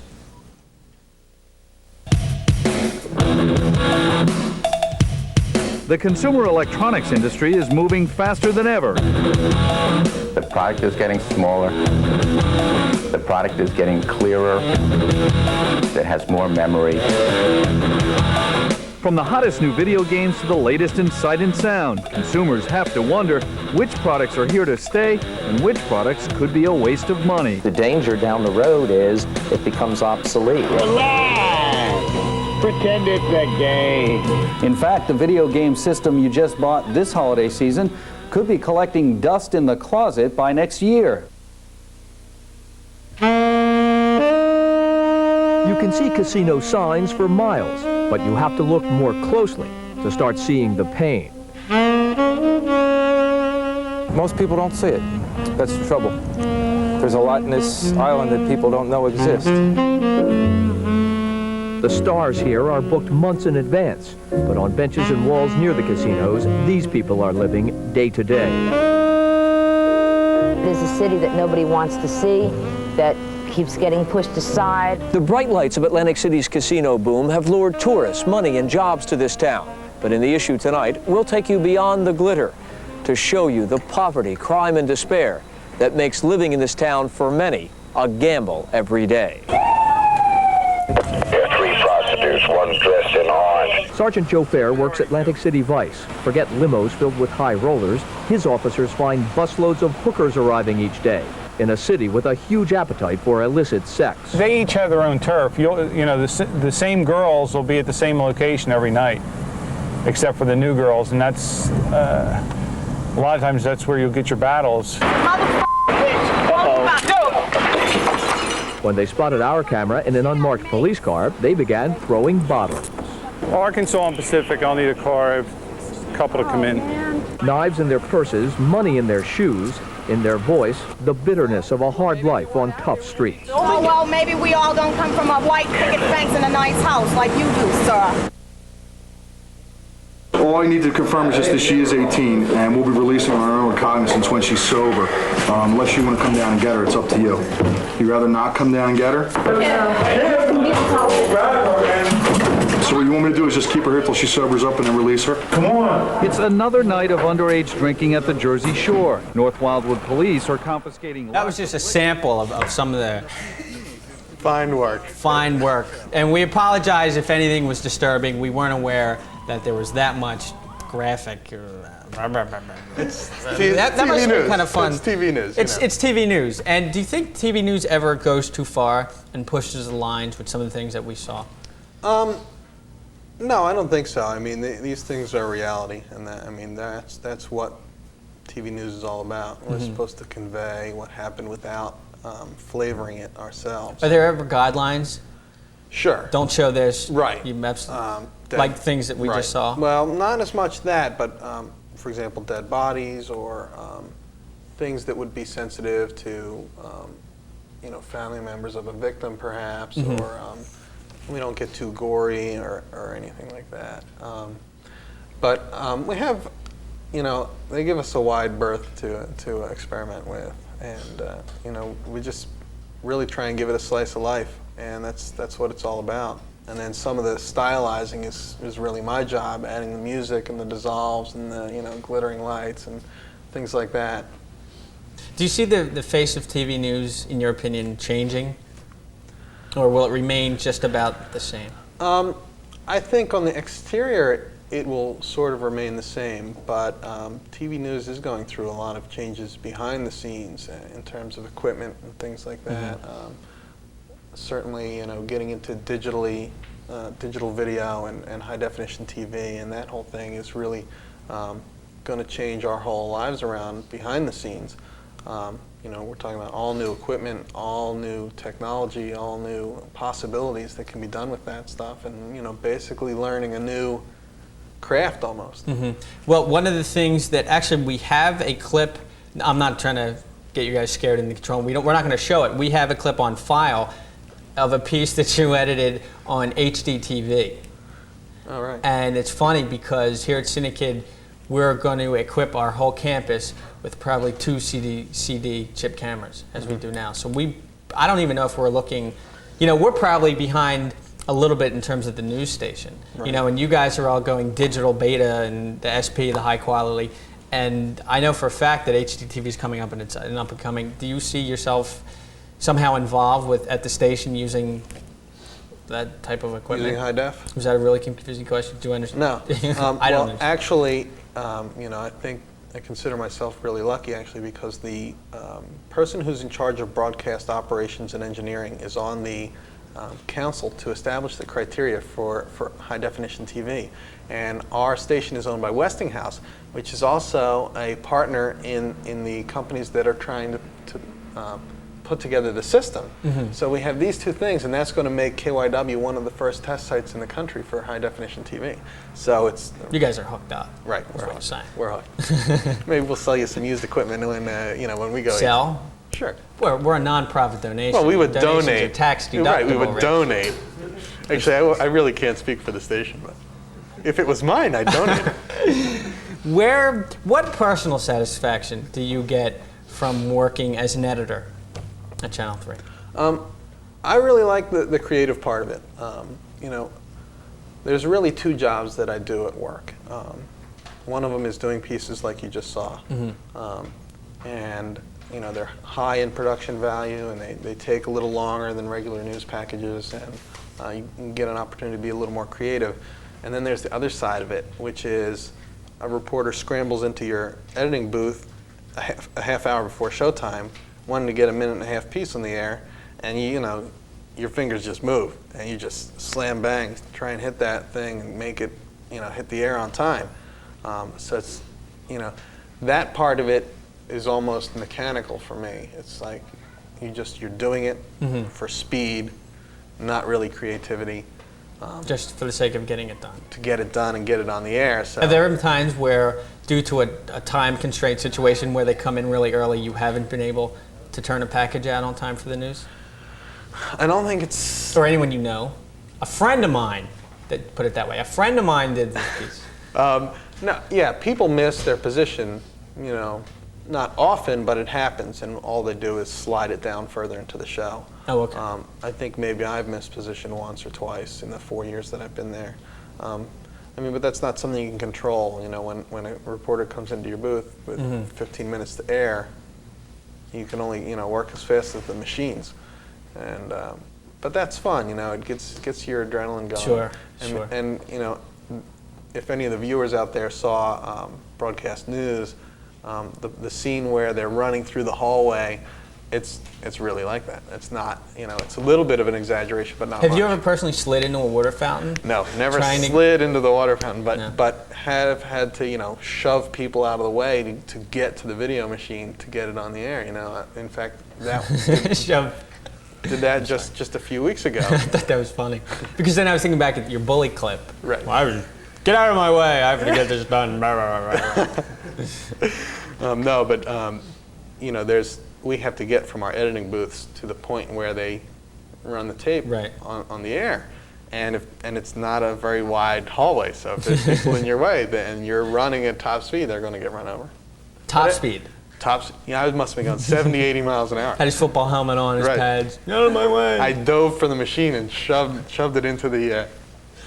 Where do you see yourself a couple of years from now? You just said 4 years you were at Channel 3.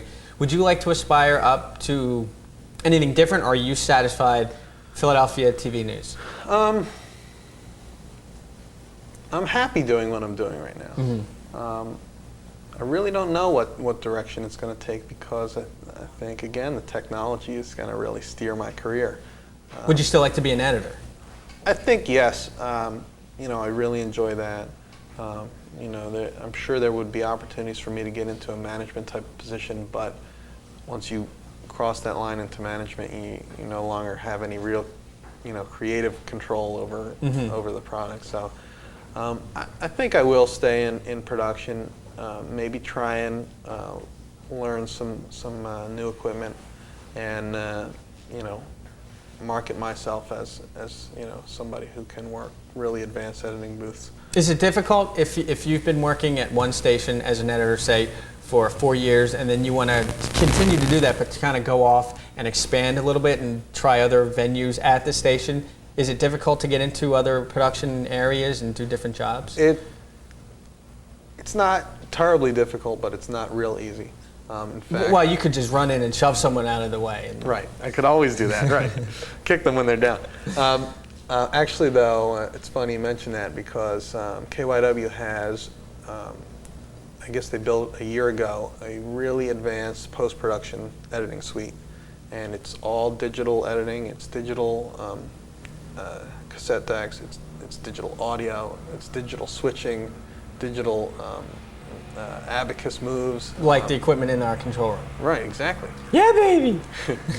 And they really spent a lot of money and did that room right. And that's one of the things that I have expressed an interest in learning, and they seem like they are willing to train me in that equipment. And once I learn that may open up a lot more avenues for me to do different things, with KYW or even outside of KYW. Have you ever seen this show? It's a CBS affiliate, the 48 Hours documentary show. I've heard things. I mean, that's a top quality show, the editing, the photography. Would you ever think about maybe working for a show like that, or maybe even them? Yeah, in fact, I had actually talked to them. It's funny. Oh, did you really? It's funny you say that. Actually, I talked with the people who are in charge of hiring for Street Stories, which is another CBS program, and 48 Hours, and they're very similar, styles and shows. And had sent them a tape, and they were interested, but what the problem is they don't have any staff jobs. More and more now, the industry is resorting to freelance and per diem workers, and no kind of guarantees that you will be there for any length of time. So it would be really hard for me to leave a steady job for something that may only last a few weeks or a few months. I see. But yeah, I would love to do a show like that on a national level. I think that's probably the next logical step for me would be to edit nationally, whether that's a national news program, a nationally syndicated tabloid program even. There's a lot of good editing in those programs, actually. Do you find yourself, since you're in the field and you do so much of it every day, do you find yourself analyzing every single thing you watch?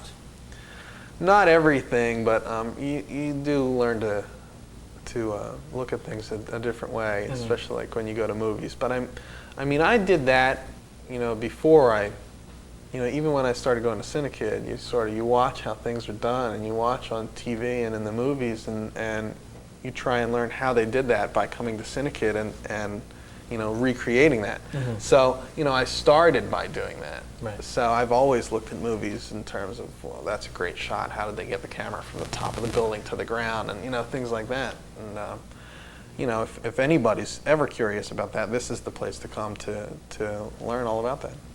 Definitely. Well, we thank you for joining us. Sure. It's always a pleasure to have Rich Platt, the Cinekyd graduate, come by and talk to us. We are going to, we will be back in just a moment.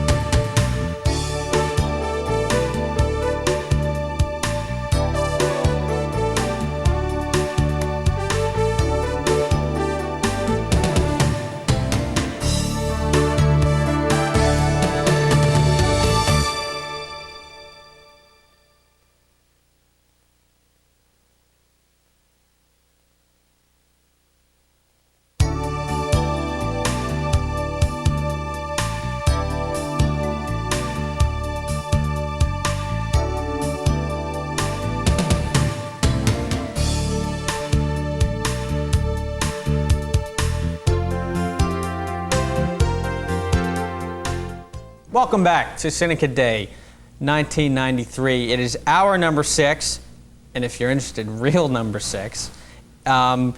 We are broadcasting live on channel 40 and 42 all day today. We're going to be going up until 10 o'clock, and we have the next couple hours filled with great entertainment, interesting studio guests, and it's going to be a lot of fun. What we're going to do now is we're going to take a look at one of the latest hot off the editing benches. Someone just slid into the control room and threw this in there like Rich was talking about. It is one of the latest rock concerts, that the students do. Now we, if you didn't know, the kids of Cinekyd since the 70s have been producing rock videos before MTV was ever invented, and it's the same concept. You pick a song you like, and then you make your own video to it. And we've been doing that for years, and every year we do new ones, and we premiere them here on Cinekyd Day, our live TV show. And the one we're going to take a look at now is from Tyro, and it's one of the younger kids.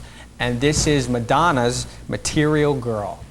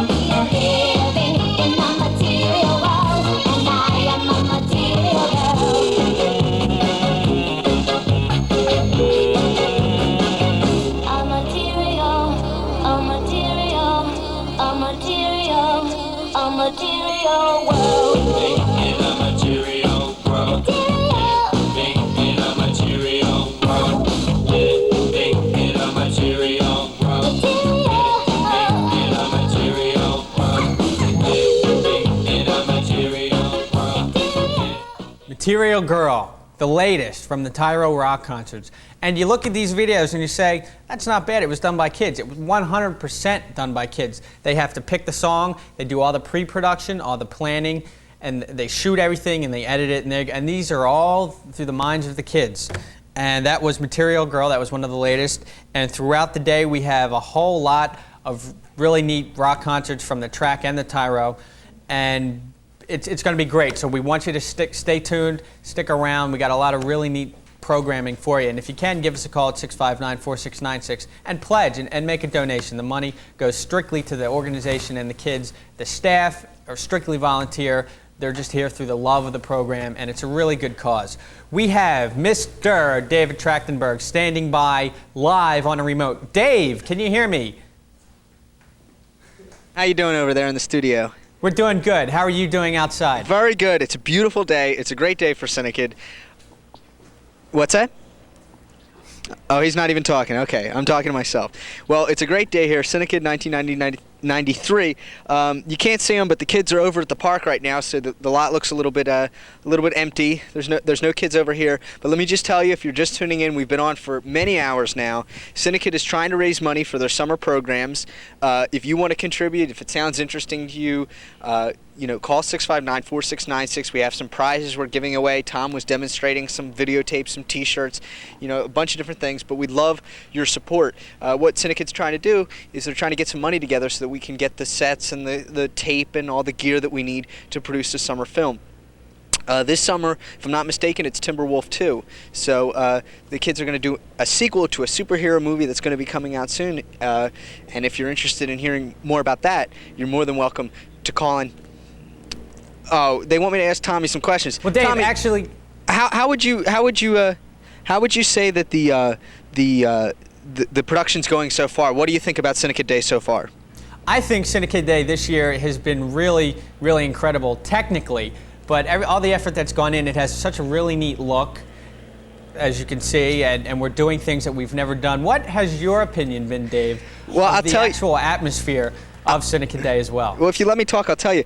I think I think it's going exceptionally well. Technically, not only is the look better, but it seems like the kids are really getting the hang of it. I think last year we had a lot of problems with audio and stuff like that, and it was tough for the kids to keep up. But this year, the kids seem to really be stepping in and doing all the different jobs that need to be done, working the toaster, working cameras and stuff like that, and just stepping in where we need help. So that's been a huge success. Also, it seems like the kids doing the activities are having a lot more fun. It's a little bit better organized this year. They're off every minute of the day. They're doing something, and nobody seems to be too bored. They were just playing kickball. They had an egg toss. They were playing with water balloons. They played some Wheel of Fortune, all different kinds of activities. So it's been a busy all around, and it seems like so far there hasn't been a dull moment. The dance is still coming up, which I'm sure all the kids are going to have a great time doing that. So good point, Dave. Very good point. and thanks for tearing me down right on live TV. Hey, Tom, that's what you're here for. You mentioned earlier in your setup, you were talking about the summer and the summer movie that we did, and we're showing a lot of previews for Timberwolf. Could you tell us a little bit about Timberwolf and the premiere and all that? Well, yeah, the Timberwolf premiere is coming up, which coincidentally, Tom, you had a big part of. You were one of the editor-in-chief for that. We've made that a few summers ago. I remember doing a lot of the location work, doing aerial footage and stuff like that. It's basically a superhero story. And this summer, we hope to make a sequel because we think the first one is going to be very successful. It looks great.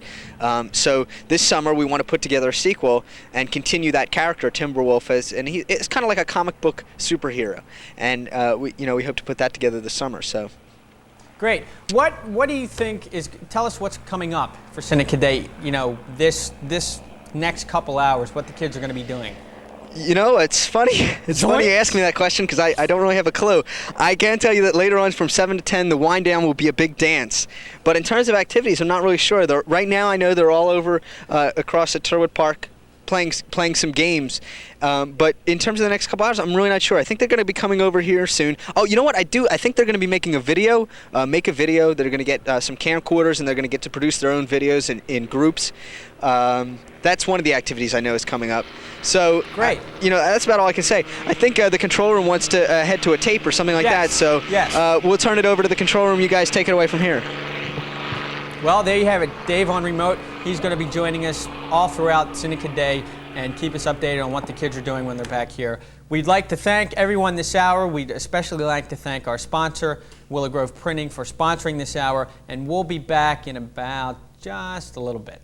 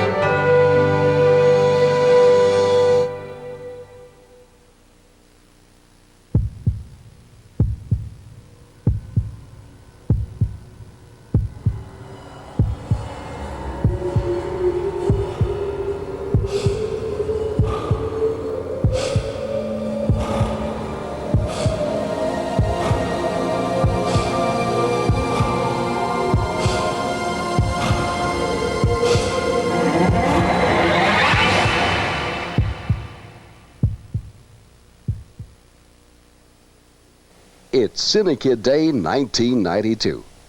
Up next, more live entertainment from our campus on Turwood Road.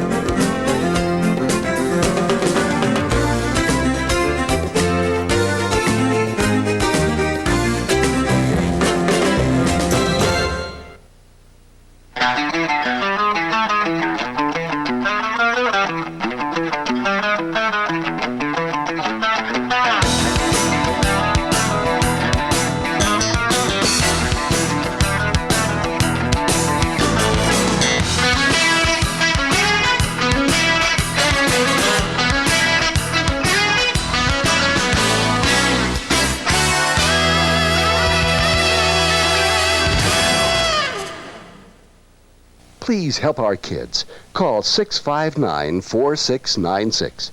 Your donations are tax deductible.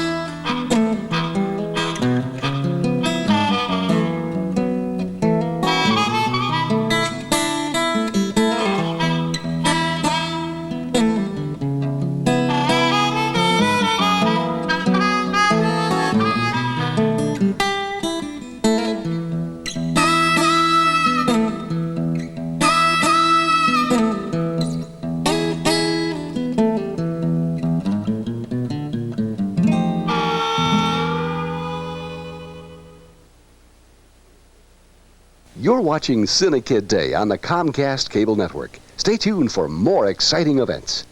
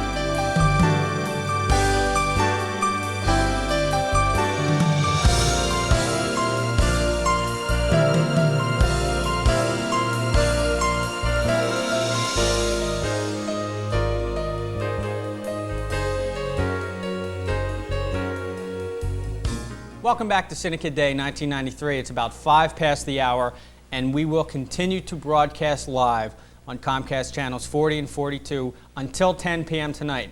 And the whole effort is a fundraising campaign that we've been producing a show once a year live on cable for the last maybe 10 to 16 years, I would say. And the whole purpose is for people to call up to be aware of Cinekyd and the great things that we're doing each year, and to also call and maybe make some kind of tax-deductible contribution since we are a nonprofit.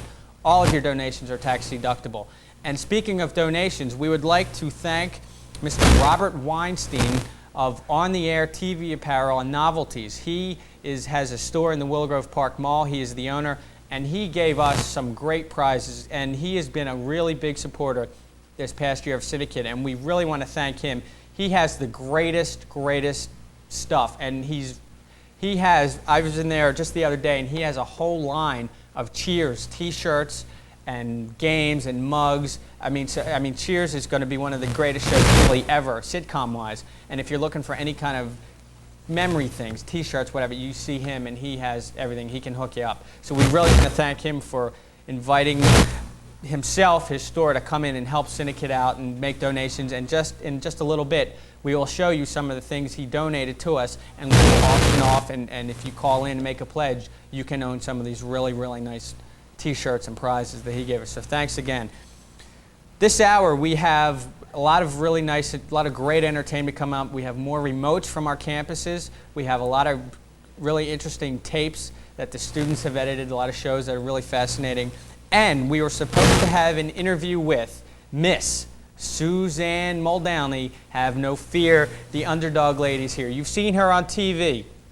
She's been nationally known. She is going to be a guest this year at Cinekyd Day. Now, she was originally scheduled to appear this hour. She's having problems getting in on train. She will be here at the top of the clock hour. So you want to stay tuned. This is going to be the greatest in the history of Cinekyd Day. She's a really nice lady. She's going to be here. She's going to perform. We're going to talk to her. We have clips. It's going to be beautiful.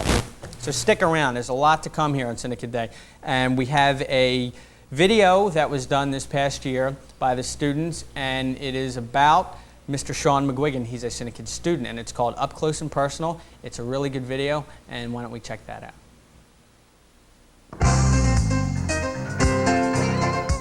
Welcome to this edition of Cinekyd's Up Close and Personal. Our focus today is on our own red-haired All-American boy, Sean McGuigan. You have to just do it. Just do it.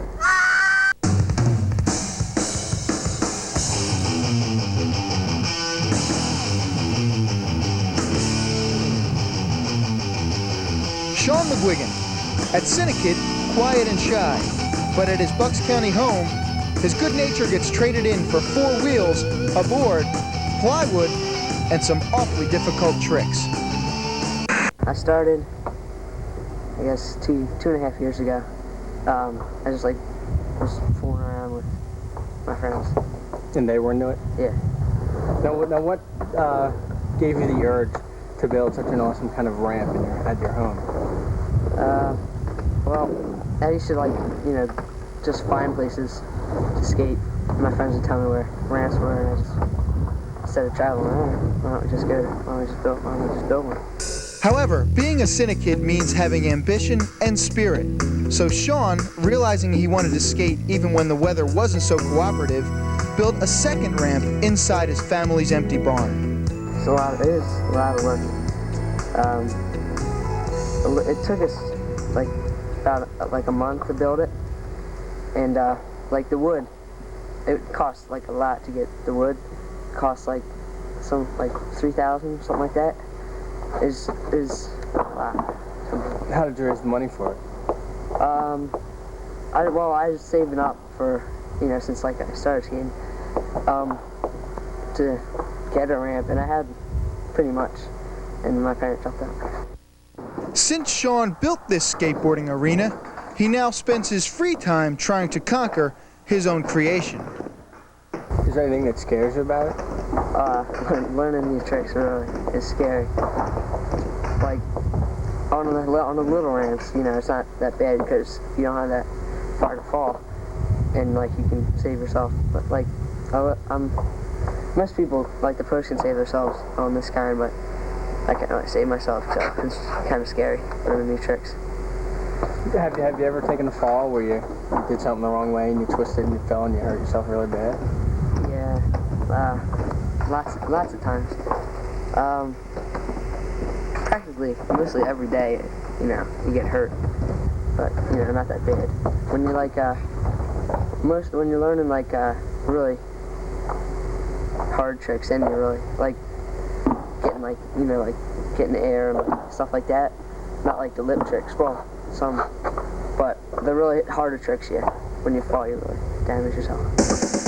And so, does Sean have any advice for younger skaters who might want to follow in his footsteps? If you learn a new trick, you can't really chicken out. You can't chicken out or you never get it. You have to just do it. Sean McGuigan, student, skateboarder, and Cinekyd.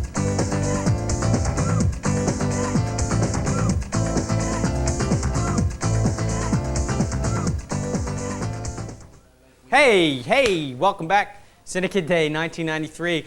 We're going to show you some of the great prizes that we have acquired this past year, and thanking on-the-air TV Novelties in the Willow Grove Park Mall, very supportive. We're going to show you some of the gifts that he donated. But first, we would like you, just so you know that you make any kind of donation, you can have any of the prizes that you see on TV. All you have to do is call the number that's on your screen, which is 659-4696. Everything is tax deductible, and you make a donation to a great program, a great cause, and you get a really nice gift that you probably wouldn't be able to get elsewhere. Some of these gifts are really hard to get.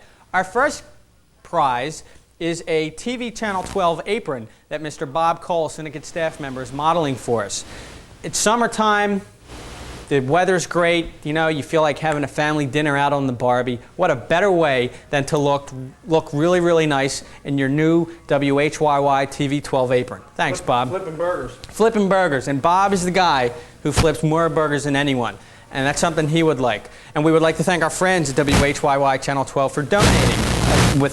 They donated aprons and shirts and many other things. But thank you very much for your support. Our next item is an MGM Metro-Goldwyn-Mayer corduroy hat that Bob's modeling. And hey, Bob, you look really good in that hat. That could be you. That could be you. Now, you notice the different styles you can wear the hat. You can wear the hat frontwards, sideways, backwards, It's a really great gift, and all you have to do is call 659-4696, and you, my friends, can have that shirt, that hat. It's a great day here at Cinekyd Day. I would like to let you know that since Mother's Day is tomorrow, and I'm sure there are a lot of people who procrastinate, and I'm one of them who wait till the last minute to go out and get flowers for Mom or a card or whatever, I want you to know that our friends in Willow Grove at Flower Link, the florist shop, donated this really nice flower arrangement to us that we may give away. And if you're looking for the perfect gift for Mother's Day, this is beautiful. They did such a great job with this, and you can have this by calling 659-4696. So keep that in mind. Now, Bob is wearing a T-shirt that was from On the Air novel Grove Mall, and it says, "Theater is life, film is art, television is furniture." What a great T-shirt, Bob. Is that something? Sweatshirt. And it's very hot. Well, we have studio lights, but they're going to be those summer nights when it's cool. It's a light. You go down the shore and you're sitting by the beach. On the boardwalk. It's cool. What a perfect way to spend your time with your honey with a on-the-air T-shirt. For a donation. Yes. Now, is that something you would wear? Absolutely. When it's cool? Would have to be a little bigger for me. It is a large. It is a large. So it could fit somebody that's big. They're really making fun of you in the control room, but I'm not going to tell you what they're saying. Okay. We have some really, really nice tapes and CDs that are for kids, children. This, if I was a kid, I would have loved this. But when I was a kid, they really didn't have CDs. This is Lullabies for a New Age by Jonathan Sprout. And there are 13 really, really nice lullaby songs on here that you can own. And this is great if you have a youngster at home. You know, just it's great mood music. We spent the last half hour in the control room listening to this. And Rich Canizero actually fell asleep listening to the lullaby music. Great. We have the CD. This can be yours. We have audio tapes, stories to remember. Okay, we have 2 different ones of those. They're about magicians and dragons and really, really good kids' stories that they can enjoy and they can have for a long time. So you can get the audio tapes, you can get the CDs, you can get the hats, the Channel 12 apron, the flowers for Mother's Day. It's perfect. Bob is wearing another one of our prizes, sweatshirts donated. Now everyone should have an MTV T-shirt. My favorite station. Your favorite station? My favorite station. You seem like the kind Plays my kind of music. Who's your favorite video on MTV, Bob? Perry Como. You too. I like you too. Well, you're a pretty good guy yourself, Bob. I appreciate it. We got another one. Really nice T-shirt. Really nice T-shirt. Sweatshirt. Santa Barbara, the old TV show. Is that something you would wear? This is very warm. This is even bigger for somebody that's even bigger. And that is a large, big large. And all you have to do is just give us a call at 659-4696, the number on the screen, and you can have this. This one does not fit me, so I am not putting it on. But this is a very nice T-shirt this time. From our friends at MGM. And this is a T-shirt, so this is great summer wear. This is really, really good summer wear. Although the sweatshirts you can wear for summer, but that would be at nights when it's cool or it's, you know, it's kind of chilly out. Really nice T-shirt. Got a line. Very nice. Okay, what we're going to do now, I just got word from the control room, is we're going to take a look at a video. And the video is about news stories. Frequently we have the TV stations come in and they do little news stories about us. The first one you're going to witness is Eyewitness News. Now that was years ago before they changed formats and their whole everything. This is the Eyewitness News, and then right after that you're going to see through the eyes of WCAU Channel 10, our friends down at Channel 10, you will see Cinekyd Day 1992 last year when they came out. And then after the video, it's right back with Bob and more prizes. Don't go away. We'll be back. And Brian De Palmas of the future are spending the summer learning the ins and outs of the movie business for kids' sake. As Robin McIntosh explains, the youngsters in Horsham, Pennsylvania are getting to experience what goes on behind the silver screen. It looked and sounded serious tonight in Horsham, Montgomery County. The fire engines and ambulance were real all right, but the emergency they raced to was make-believe. Staged for more than a half-dozen cameras and their young operators busy this summer making movies for Cinekyd, a private non-profit summer program that lets kids go Hollywood. They cover the whole gamut as far as production. They handle the cameras, the microphones, they do the acting, they set the lights, they do the editing, they add the music, they do the graphics, the special effects, and even coordinate the publicity. Take a look. Tonight's emergency scene was for a made-for-TV murder mystery called Uncle Charlie. Fire engines and ambulance donated by the local volunteer fire company, whose members play themselves. The movie, written, filmed, and produced by the kids who do it all themselves. I think it's really great. I think it provides kids with a really good opportunity, and you learn a lot. It's fun. I plan to hopefully do this as a profession, and it's a great start. Cinekyd has been cranking out the hits for more than 15 years, and graduates have gone on to the real thing. We're delighted that a number of our graduates on the East Coast and the West Coast have managed at least to get into commercial production, broadcasting. Roger Rabbit, Crocodile Dundee, and Rambo won't have too much to worry about from these kids this summer. At the box office, there won't be that much competition since the video of Uncle Charlie won't be released until next May. But next spring, look out Hollywood, here comes Horsham. In Montgomery County, I'm Robin McIntosh, Eyewitness News Nightcast. You've probably seen those television fundraising marathons where the hosts ask us for money. Well, tonight, Channel 10's Meg Grant shows us a different kind of television sales pitch, and this one teaches kids the ropes of this business. Tom, we don't have a plaza package. We're going to go outside. What does it take to run a small television station for kids? Oh, about $180,000 a year, and a ton of volunteers, and kids who think that television is the single coolest thing they ever saw. Ooh, this is nice. I like it. Okay, no fancy wireless microphones here yet, but it still looks plenty like a real television station. All the pressure, all the things that occasionally break down. I mean, there's no power, like the Zoom doesn't even go on now, and there's... But unlike most real TV stations, though, here everybody gets on TV, and that's a bit of a change for Channel 10 cameraman Pete Kane. What do you think about Cinekyd? What do you think of the organization itself? I like it. I mean, I like to see kids, you know, planning on taking my job in a couple of years. Now, the place is bristling with cameras here. I don't think I've seen this many cameras since, I don't know, a White House photo op or something. You know, it's not just for fun. Kids have left here and have really gotten jobs in real TV. And with me is the man who just edited that package for Channel 3, Mr. Rich Platt. And Rich Platt's career started at Cinekyd when he was 12. In retrospect now, it gave me a career. The Cinekyd kids have won numerous broadcast awards, and the biggest prize of all, a can-do attitude.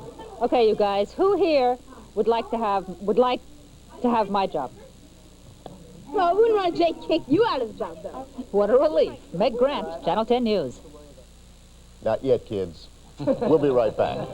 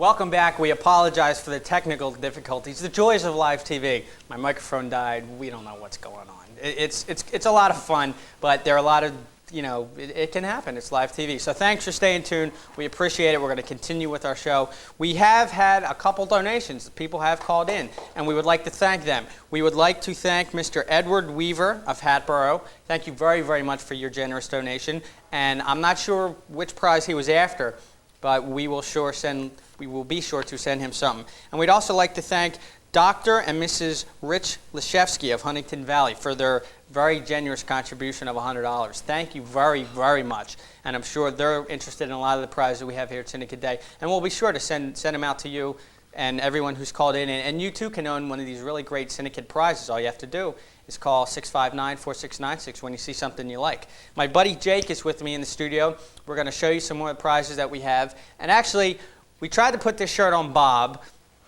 and it didn't fit very well, but this looks very good on you. And Jake, may I say, in this light, you're looking very good. The shirt, it has a snug fit. It is. It's a really nice T-shirt. Is that something that you would buy?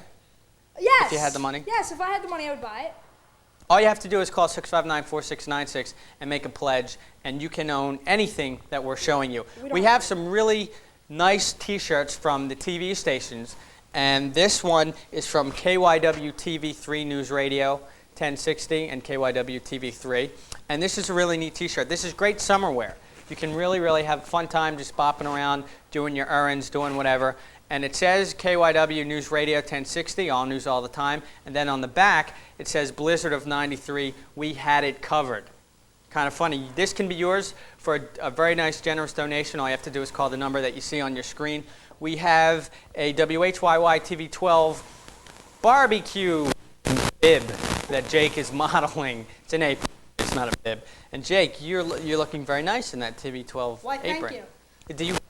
All the time, I gotta tell you. Yeah. All the time. Do you find it when you don't have an apron, when you're cooking, you get messy and? It's horrible. I get barbecue sauce on my my shirts, and it's better to have an apron. And it would be even better if you called in and made a pledge for a Channel 12 apron. Yes, and of course they do telethons all the time. But it's almost the same kind of a thing. We really, really do need your support, and we're having some, Elvis has left the building, ladies and gentlemen. I just got word Elvis has left the building. We got off track. We would like to tell you that all the contributions, all the donations you call in are tax deductible, and they go to a great cause. Everyone here at Cinekyd, the staff, the teachers, strictly volunteer. No one gets paid. So the donations that you make go strictly to the kids and the program in terms of facilities, equipment, housing, and we just opened up a new national broadcast and TV center. So within the next year or two, you will be able to, well, you are able to now, but people all across the United States will be able to enjoy original kids programming by the Cinekyd students here in Willow Grove, our national headquarters. And you're going to hear a lot about it in the next couple months because it's a really big thing and it's a really big undertaking, but our kids can handle it. It's going to be top notch. Now, I believe Jake is wearing our final giveaway prize for this hour.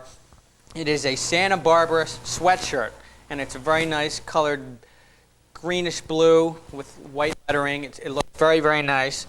And this was donated by our friend Bob on On-Air Novelties in the Willow Grove Mall. And if you're one of the lucky callers who calls up, you can own this.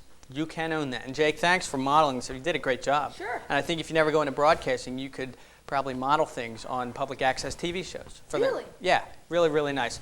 We have standing by Mr. David Trachtenberg, and this you will like. This is an interview with one of our Cinekyd graduates who is also in the field, and Dave will tell you all about it, as I'm sure his guest will. Dave? Okay, we are live here at Cinekyd 1993 Cinekyd Day. I'm having a speech problem, and isn't that funny because with me is a DJ from Jazz 106, right? Smooth Jazz 106, WJZZ or WJJZ, yeah. Wait. Now, while we have you, I want you to do that. I want you to do your radio voice, set up a little spot, but do it for Cinekyd Day instead, okay? Do it for Cinekyd? For Cinekyd Day. Okay, I'm Scott Randolph from Smooth Jazz 106.1 WJJZ. Make sure you send in your pledge because this program is very good, and it helped me out a lot. Okay, While we're on the subject, that was everyone. A round of applause for that DJ. Yeah, the control room's applauding for you. Oh, thanks guys, appreciate it. For that DJ performance. But tell us, you went to Cinekyd. You actually were a student when I was a student at Cinekyd, way back, many years ago. I was back around the beginning days. Yeah. Tell me what actually, you've been here a few times since then. Tell me what you think the major changes have been from the time you were a student here till now. Well, has to be just the updating of the equipment. I mean, we always had like the top equipment always at the time, and it seems to me the biggest change, which seems to be the logical change, just the equipment and also the amount of space that they're in now. I mean, it's like, you know, when I started, we were in the basement of Mr. Clark's house, you know, and then I saw it expand from that to this building in one room, and then like every year it seemed like they took over more rooms, and now it's like they have a whole like complex, and it's great. So I mean, the equipment is updated and the facility is huge, and it's a terrific program. So what do you think it provided you? If you had to sum it up in a nutshell, what do you think Cinekyd provided you? Yeah. What do you think Cinekyd provided you? You know, to make you what you are today, in any way?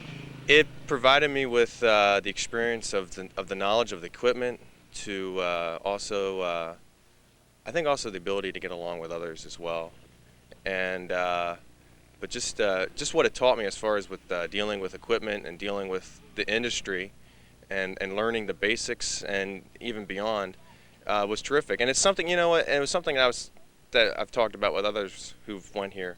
It's something you don't realize at the time. You just come here, you have a great time, you have a lot of fun, and you learn a lot, and you make friends that last forever.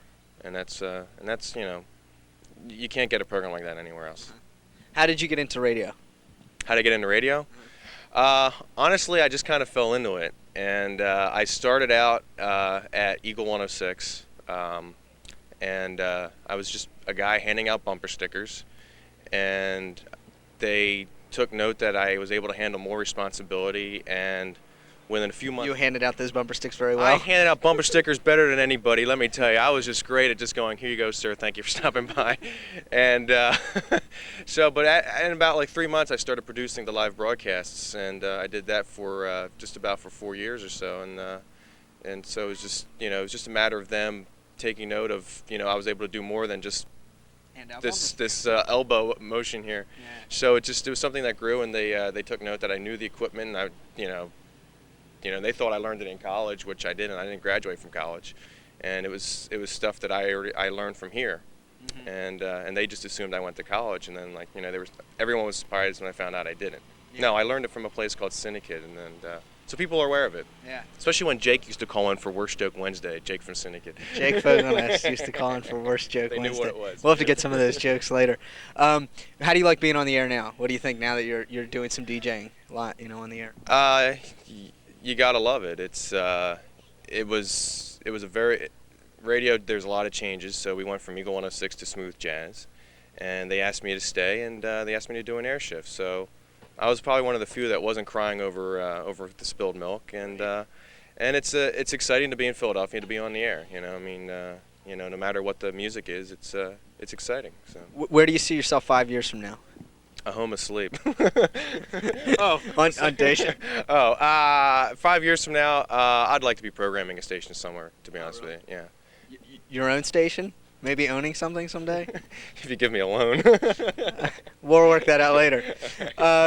Tom, did you have any questions for Scott? Yes, I did. I wanted to ask Scott, how has Cinekyd Day changed? And when it used to be the dance marathon, how has it changed since when he was a student to how things are now? Okay, yeah. When you were a student, Cinekyd Day was a lot different. It wasn't even called Cinekyd Day. It was the Cinekyd Dance Marathon. How could you characterize some of those changes? What do you think? Well, this is actually my first experience for Cinekyd Day. I could tell you a lot more about the dance marathon. Okay, yeah. What was that like when you were here? What was the dance marathon about? The dance marathon was, we used to go out and get sponsors for us to basically like any other kind of a marathon, like a walkathon or something, where you get sponsors for you saying you're going to try to dance for X amount of hours. They pledge you for per hour or whatever.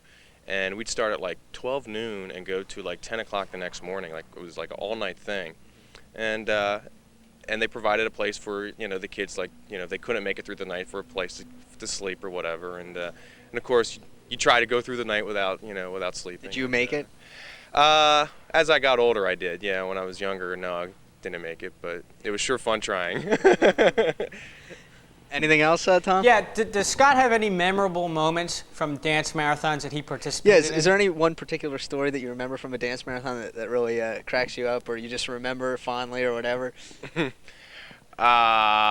It would have to be the time that George Jackomis and myself, like each kid had an opportunity to DJ an hour for dancing, and I'll try to make this story short. But George and myself, we did the movie Whiplash, which was one of Cinekyd's award winners. Thank you very much. And in the movie, I played the sheriff and George played the bad guy. And so the introduction for us to do our thing, we played this tape of, like you hear these horses riding up, and all of a sudden, like the door opens and you hear the Clint Eastwood sound from The Good and the Bad, the Ugly, you know. Whatever, you know, I can't whistle. And I walk through, and then and then you hear like this whip crack, and next thing you know, like George walks in with me like tied to a whip, and we walk in together, and it was just like this little production we did that kind of made it kind of special, and everyone cheered and all that, and it was kind of neat because it related to the movie, and yet it was something that was fun right there for the dance marathon, and then we were dressed in our cowboy outfits and did the whole show that way, you know, just like goofing around. It was a lot of fun. Yeah, I remember them well. Actually, I remember that too. I remember that dance marathon. Anything else, Tom? That does it. That was very interesting. Yeah. Very, very interesting. And we're glad that he was able to stop by. So thank him. I'm glad you were able to stop by, because he called me last night and he said, I hear Cinekyd Days tomorrow, what's going on? And I said, why don't you come on by and check it out? And hopefully he'll leave a big check. Anyway, I guess, I don't know, in the control room they can tell me where we're going next. I'll set it up. Okay, we're going back to the studio. So Tom, why don't you, I'm just going to hand it over to you. You tell me what's happening. Thanks, Dave. I appreciate it. Great job. You're always doing a great job. We have so many great things coming up for Cinekyd Day, and it's great to see a lot of our alumni come in and talk about when they were students, and it's also great to see that they're very successful, and I'm sure Cinekyd has played a small part in that, or maybe even a bigger part. You can tell. I was going to say you can never tell, but you can, and that's why you interview people and you find out, and I'm talking in circles, so I'm just going to shut up. Recently, we went down to WCAU TV 10 and we did we kind of followed Jane Roblo around. She's the hottest news personality in Philadelphia, and she has great celebrity status, and we were lucky enough to follow her around and talk to her for an evening before, during, and after the newscast. And what you're about to see was the show that we did, and this is called A Talk with Jane Roblo.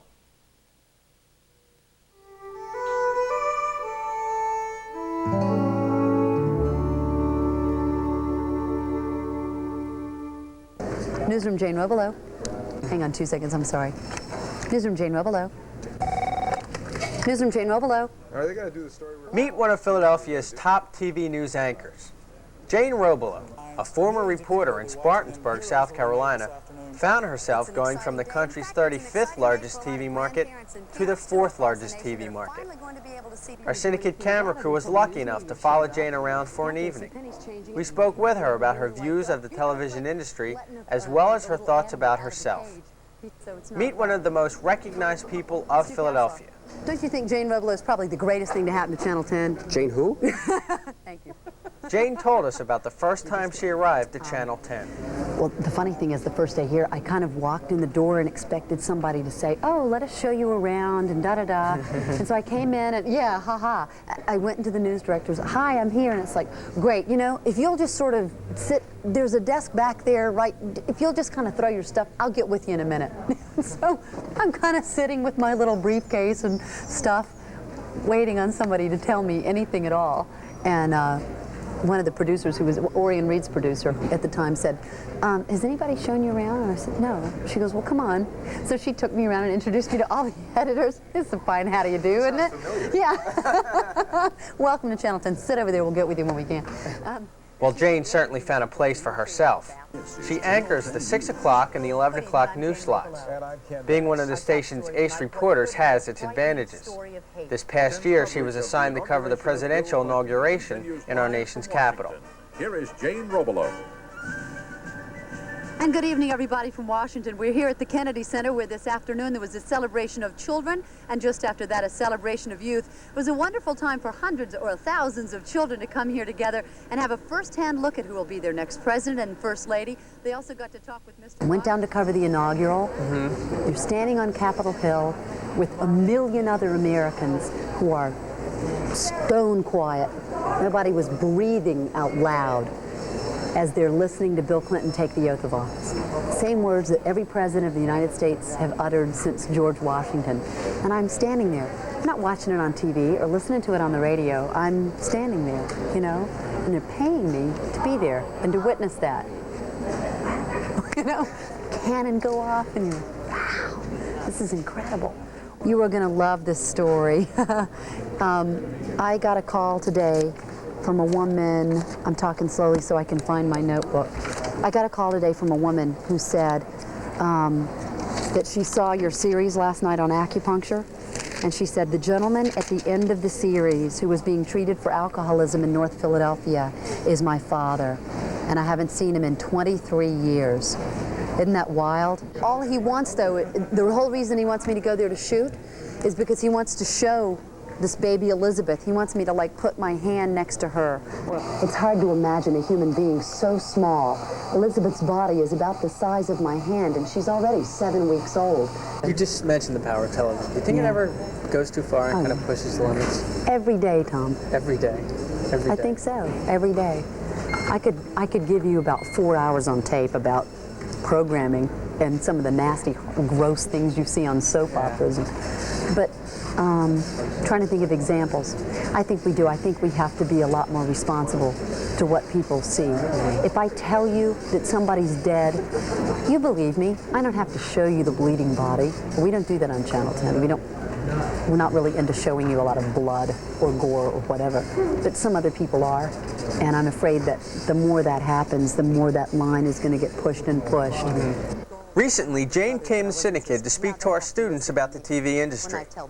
Here's what she had to say about nerve-wracking, high-pressure situations. Yeah, sometimes I do get real nervous. I get real nervous when the producer, we wear a little earpiece thing. I wish I'd brought that. Or maybe I have it in my backpack. But y'all have them. Y'all have them. You wear a little earpiece. They make them for people with hearing aids, so it fits right in your ear. And then it winds around the back of here and down your back and through the dress and over the woods and out the hose and wherever, and you plug it into something. And the producer says in our ear, we don't have the first two stories. Oh, jeez. Bill Baldini, who is live in Hyde Park, New York with the president, we don't get the transmission, something happened to the satellite, and John Blunt, who's in Trenton with the Kristen Huggins story, something happened to the microwave, and then in this time, you know, you're hearing, now the Channel 10 News with Jane Robelo and Ken Match, and you're going, okay, so, like, what do we do? That's either nervous or just, you know, I'm just standing on the edge of this cliff and I'm, you know, I hope the bungee cord's tied around my leg. That's kind of fun, though. You kind of like those nights because it's like, all right, go ahead, throw me the ball. The game plan's out the window, I can handle it, let's go. The average day of a news anchor isn't as glamorous as you might think.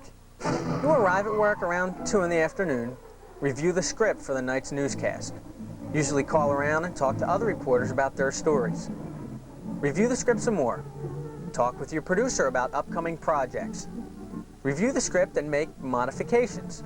Now with the assistance of an editor, you try and complete your in-depth story that you shot yesterday around dinner time. I mean, after all, it airs tonight. You find out from the producer that there was yet another late-breaking news story, which means reviewing the script and making even more modifications. By this time, it's usually dinner time. Since you're on the air in 15 minutes, don't even think about eating. You hurry downstairs and put on makeup, mostly to hide the fact that the bags under your eyes are because you got no sleep last night due to the fact that you stayed late to work on your in-depth series. Now rush back upstairs to tease your newscast. Stories and more coming up at 6 o'clock, Arthur. Well, now there's 5 minutes until you're on the air, so you hurry to the studio so you won't be late. Get adjusted, maybe share some funny stories with the other news anchors. Act of Satan, it's satanic. Now, your big moment. This is Channel 10 News. Good evening. We'll finish the newscast about 6:30, but since you have to read promos for the 11 o'clock broadcast, you stay a few extra minutes. By now, it's around 6:45. You go back upstairs and either work some more on your series or find out you have to go out and report on another hot off the press breaking story. You notice how dinner isn't even an option. If you're lucky, you'll get back around 9:30, and you'll go through the whole process again. And then, after the 11 o'clock news... That means I probably will have to work on my series some after the 11 o'clock, which means that I probably will go home about 2. Pretty glamorous, huh? You get excited. I'd say I get excited more than I get nervous. You know, you're live, and the president's just taken the oath of office, and everybody at home is waiting for you to say what happened, and my producer's saying, keep it short. And I'm like, keep it short? You know, and then right about the time you get right, and then he said, and you're really excited, and you're delivering it, and then the producer's going, wrap it up, wrap it up, wrap it up, and you're like, and you just kind of take that out of your ear and keep on talking. The nation's capital is alive with excitement as we continue the countdown to the inauguration of Bill Clinton. Channel 10's Jane Robelo has been following the events as part of the Channel 10 team coverage in Washington. And Jane joins us live now from in front of the Capitol building with more on the festivities. Good evening, Jane. Good evening, Ken. Obviously, a lot of people around here So they had us in a little enclosed, partitioned-off area. So I'm standing on the thing like this. Here's the edge, and I'm screaming at Mayor Rendell. Now, I have my hair in a French twist, up like this, and I've got on this gorgeous ball gown. I look like Cinderella before the pumpkin stage. And then I'm screaming, Mayor Rendell! No Channel 10 mic. Mayor Rendell, Mayor Rendell, come here. He's looking at me. And I see Midge whisper at him. I'm like, get over here. He finally came over and goes, go ahead and recognize y'all dressed up. You actually look pretty. Well, thank you, Mayor. Aren't you a politician? How did you ever get elected with that? Why, if it isn't Jane Robelo from WSPA TV, our hee-haw station in Spartanburg, South Carolina. What are you doing here? Well, Kelly, I came up to get some psychiatric treatment from Doc Campbell, but I'm furious with him. Why, what's wrong? Well, he told me I have a split personality. And? I have half a mind to sue him. Tell us about your cameo appearance on Hee Haw. Tell us about that. You know what? Those were the nicest people, you know, present company excluded, of course. Those were the nicest people I have ever worked with in my life. You seem like you were having a good time. I had a ball, you know. If I had a little surgery, I might be able to make it a full-time affair. They were fabulous. And I interviewed Bud Wingard, who was from Greenville, South Carolina, and he was one of the writers from Hee Haw. I was supposed to just do a behind-the-scenes thing. I was not supposed to be on the show. Jane, would you want to come to the Cornfield County's tennis tournament tonight? Well, thanks, Roy, but I don't think so. See, I don't enjoy the game of tennis much anymore. I made the mistake of falling for a tennis player once. Oh? Love meant nothing to him. Well, that's good to know. And Bud goes, Jane, come on, we'll put you in the cornfield. That way, if you're doing a behind-the-scenes story, you're part of it. Ah! But it was so much fun. They did my makeup and they did my hair and just treated me like I was supposed to be there. It wasn't like, you know, who's the kid over here in the overalls? They were great. Hey, Jane, I understood you had supper with the Naggers last night. Did you happen to see Ida Lee's new garbage disposal? Well, I guess you could call it that. Her husband put a hog under the sink. I would really like for people, if I'm listening to them talk about me in the grocery store, I'd like for them to say, she was always fair. People are never going to agree with you. All people will never agree with you always. But even the people that don't agree with you should think that you're fair. And so I would hope that people would say, she was fair. She always reported something more. There was always something else that she told us about that we didn't really get from, you know, from another. That's always a goal of mine. What else is here? Yeah, I'm looking at the charred ruins and I'm looking at the grieving family and I've seen, but what else is here that I haven't told people about yet? But the main thing is I hope that people will always say that I was fair.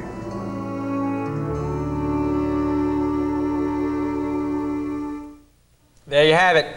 Jane Robelo. That was probably one of the funnest shoots in terms of I had a good time, fun, I've been on. And the crew, we had a really good time. We called her up a few months ago and we said we're interested in doing a show where we kind of document your day and the things that you do as a newscaster. And all the people down at WCAU Channel 10, and especially Jane and Ken Matz and everyone there, they were so friendly and super, super nice. It was great.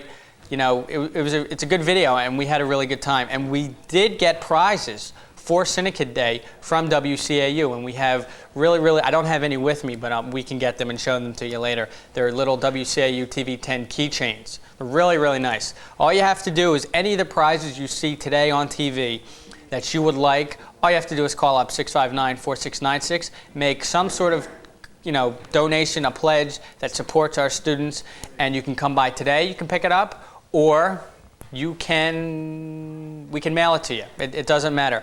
I was just informed that the underdog lady is in the building. We're going to have an interview with her next hour, probably 5 after, maybe even on the hour. We don't know yet.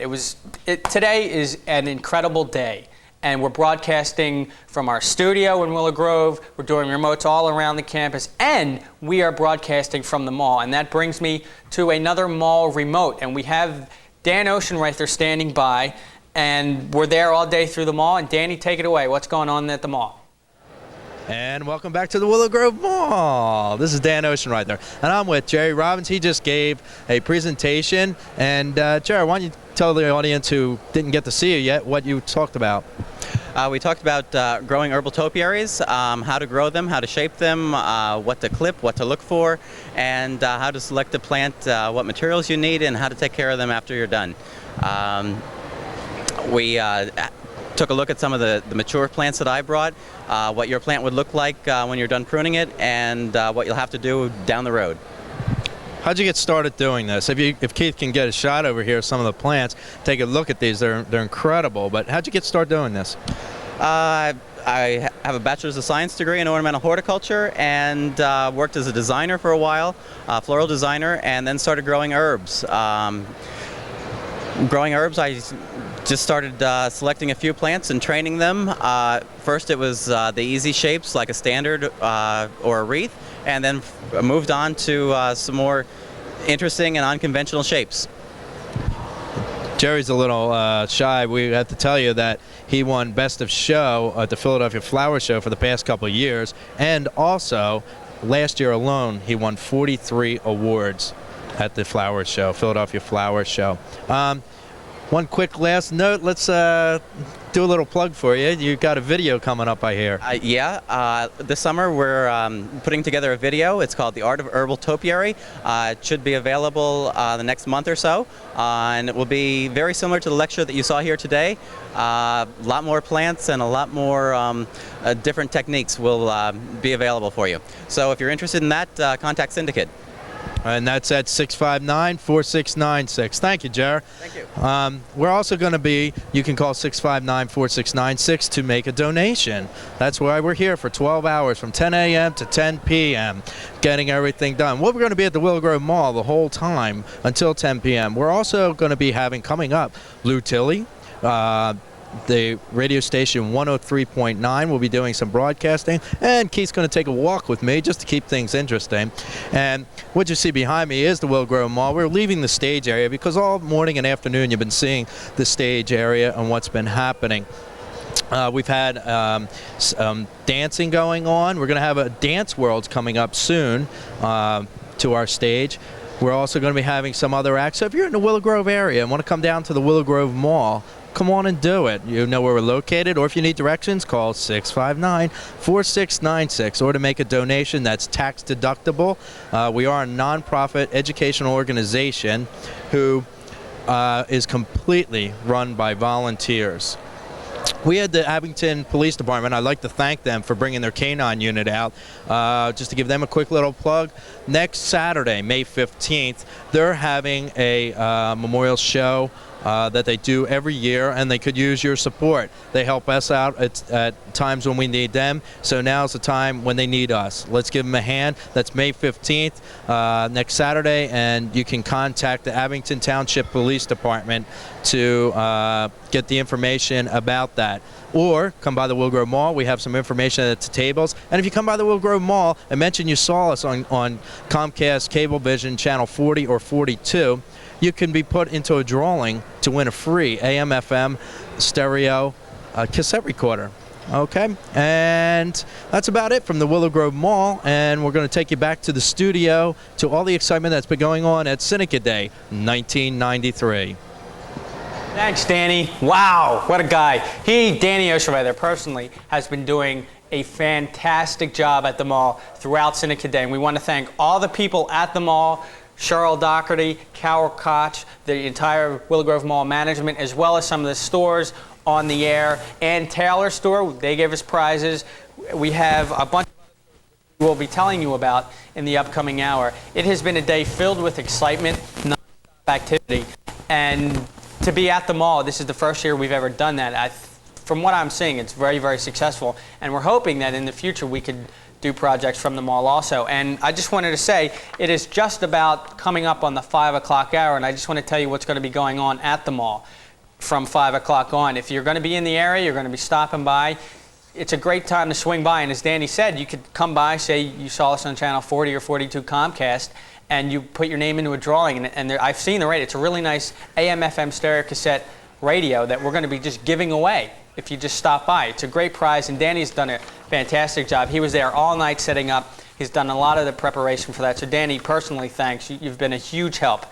At 5:30 to 6, we have, this is at the mall, a performance by Dance World of Willow Grove. They will be coming in. They're going to have a dance demonstration. And the great thing is it's free. It's a family entertainment. You bring the family down. You watch some great entertainment. So Dance World of Willow Grove, they're going to be there. We have a very special appearance at 7 o'clock.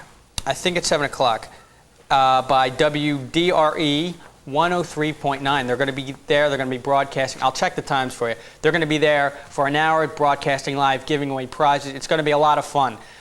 I mentioned earlier there was a lot of activity going on throughout the day, and most of the kids at Cinekyd have been participating in funny field events, silly circuses, where that's how they raise their hourly pledges. They go to a friend or a neighbor and they say, I'm going to be at Cinekyd Day doing kickball and this, and they just go on, and they say, will you sponsor me?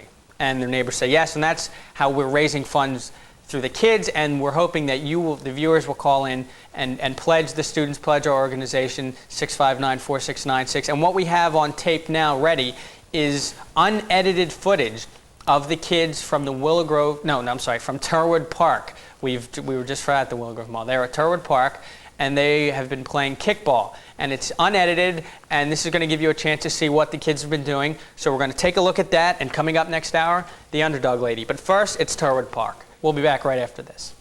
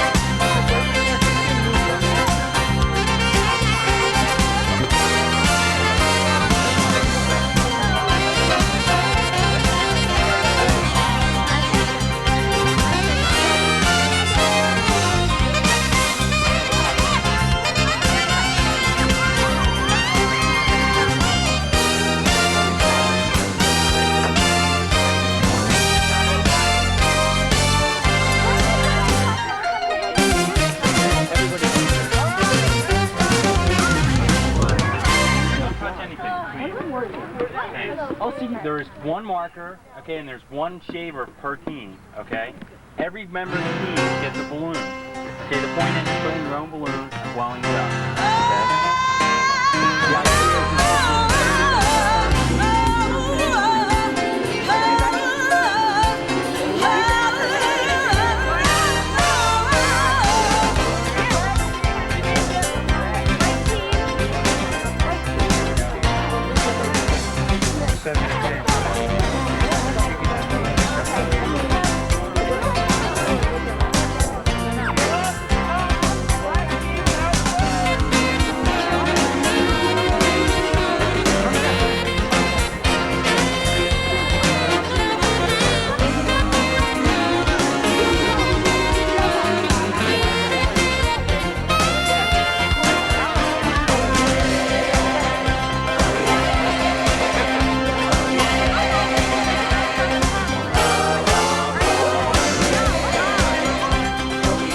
Welcome back to Cinekyd Day 1993. I'm Tom McGill. I will be filling in. This is my final hour as host. This is going to be the greatest hour in the history of Cinekyd Day 1993. We have a very, very special guest, and she will be appearing with us. She's going to be speaking with us. She's going to be performing a little, and then she's going to be speaking with us a little more. She's a really, really nice person, and we're honored that she could be able to attend Cinekyd Day 1993, come in here and share our joint excitement, and that is Suzanne Muldowney, and she appears all over the tri-state area, and she does a lot of different characters, and she's a dancer, and we will be speaking with her very, very shortly. I just want to tell you about some of the other things coming up this hour. We have some more studio interviews. We have some more remote locations around the campus with Dave Trachtenberg, man on the street. He's going to be around. He's going to be doing many remotes, interviewing a lot of the kids. They're all coming back. They were at Turwood Park, as you just saw. They're going to be back. We're going to be speaking with them. We, this past year, have held our very first ever international film festival for kids all over the world. And what that is we sent stuff all over the country, all over the world, and kids who are interested send in their videos, and we had a judging, and we got some really, really good videos in. And we're going to be taking a look at one or two of those these next 2 hours or so. It's going to be great. We would like to thank our sponsor this hour, Domino's Pizza of Willow Grove. They have been very, very supportive. They have given us prizes, and they are also donating 25 pizzas for dinner for the kids for Cinekyd Day. So we really, really appreciate your thanks and your support. And if you're sitting home watching TV and it's dinner time, you don't know what to do, give Domino's a call. Their food is great. They make hoagies and they have pizzas, and we would like to thank them. And if you call now, you give us a buzz on the telly, 659-4696. We have these really, really neat, nobody knows, like Domino's cups and little pens, and it's great. They've given us pizzas, but on top of that, they've given us cups and hats and souvenirs. So you can call in a pledge for that. What we're going to do now is we are going to take a look at one of the film festival videos. Now, this was an out-of-state entry, and it is called Pressure. And this is the first time Cinekyd has ever held a national, or actually international film festival. We're hoping to do it for the next couple years. We've had a great response from a lot of people out of state who are really, really interested about Cinekyd. And we're going to share you this whole day Cinekyd videos that the kids have done, but for the first time ever, we're sharing other videos that kids all over the country have done. So right now, we're going to take a look. This is entitled Pressure, and after that, we're coming back and an interview with Susan Muldowney. We'll be back after this. You have to learn to pace yourself. Pressure. You're just like everybody else. Pressure. This is the weekend my parents are going out of town. I know. So I want to take you to my house while they're gone. Jason, I thought we already discussed this. Look, Susan, we've been going together for a year. I love you. There's nothing wrong with it. Not with you and me. We're different. But... Look, promise me you'll just think about it. Saturday night, it'd be so special. You have no scars on your face, and you cannot handle pressure.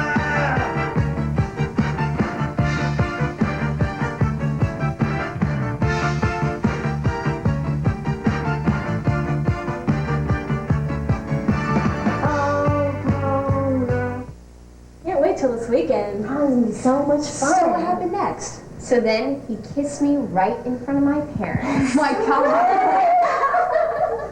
Yeah. God. So, are you gonna get to Jason's house this weekend? I don't know. Well, you know what'll happen if you don't. You'll find someone else who will. You know, prom's coming up soon.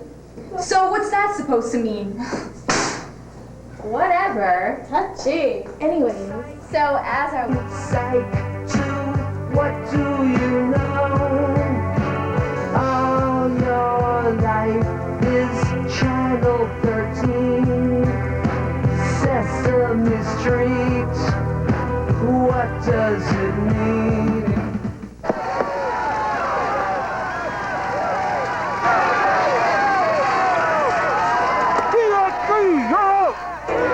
Down, man. You know you're no good.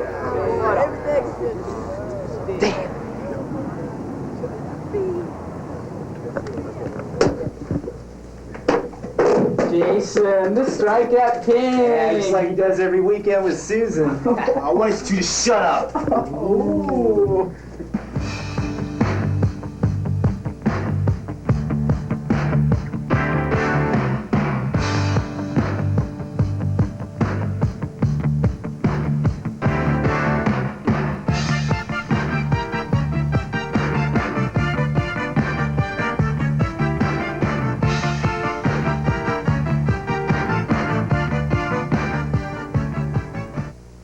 Shouldn't you be getting ready for school? Yeah.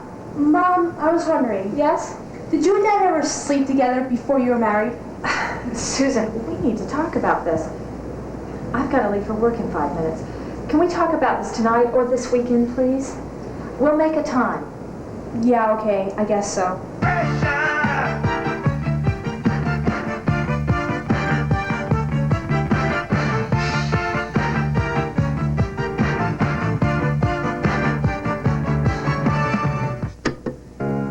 Look into my eyes, you will see. Please don't. Don't what? Jason, we've already discussed this. Look, Susan, we've been going together for over a year. We love each other. I think we've waited long enough. But Jason... No! If you don't want to sleep with me, then we're through.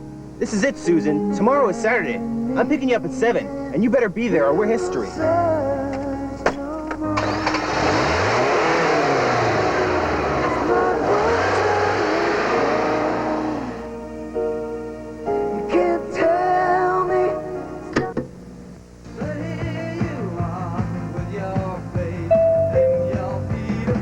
Saturday night. It'd be so special.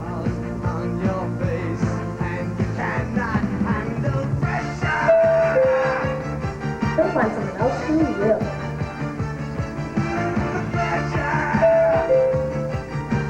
Susan, we need to talk about this. I'm picking you up at 7, and you better be ready, or we're history. 1, 2, 3, 4.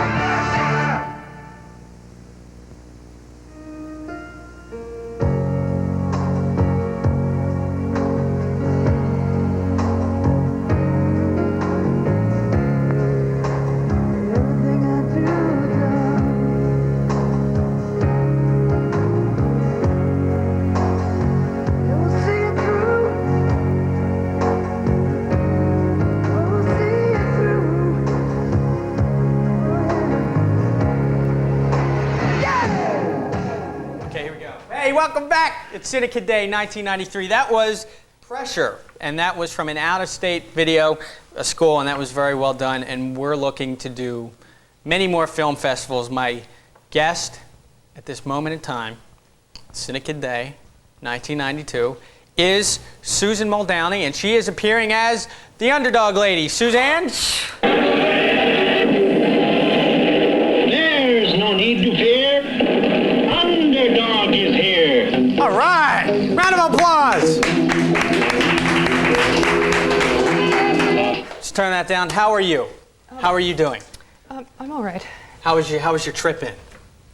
Well, I'm restricted to taking everyday forms of transportation. I don't have super powers to fly in, but I got I ran into some trouble in having to start from downtown rather than where I thought I was going to start. Mm-hmm. Now you told me that you appeared earlier in Philadelphia today. What sort of thing did you do in there?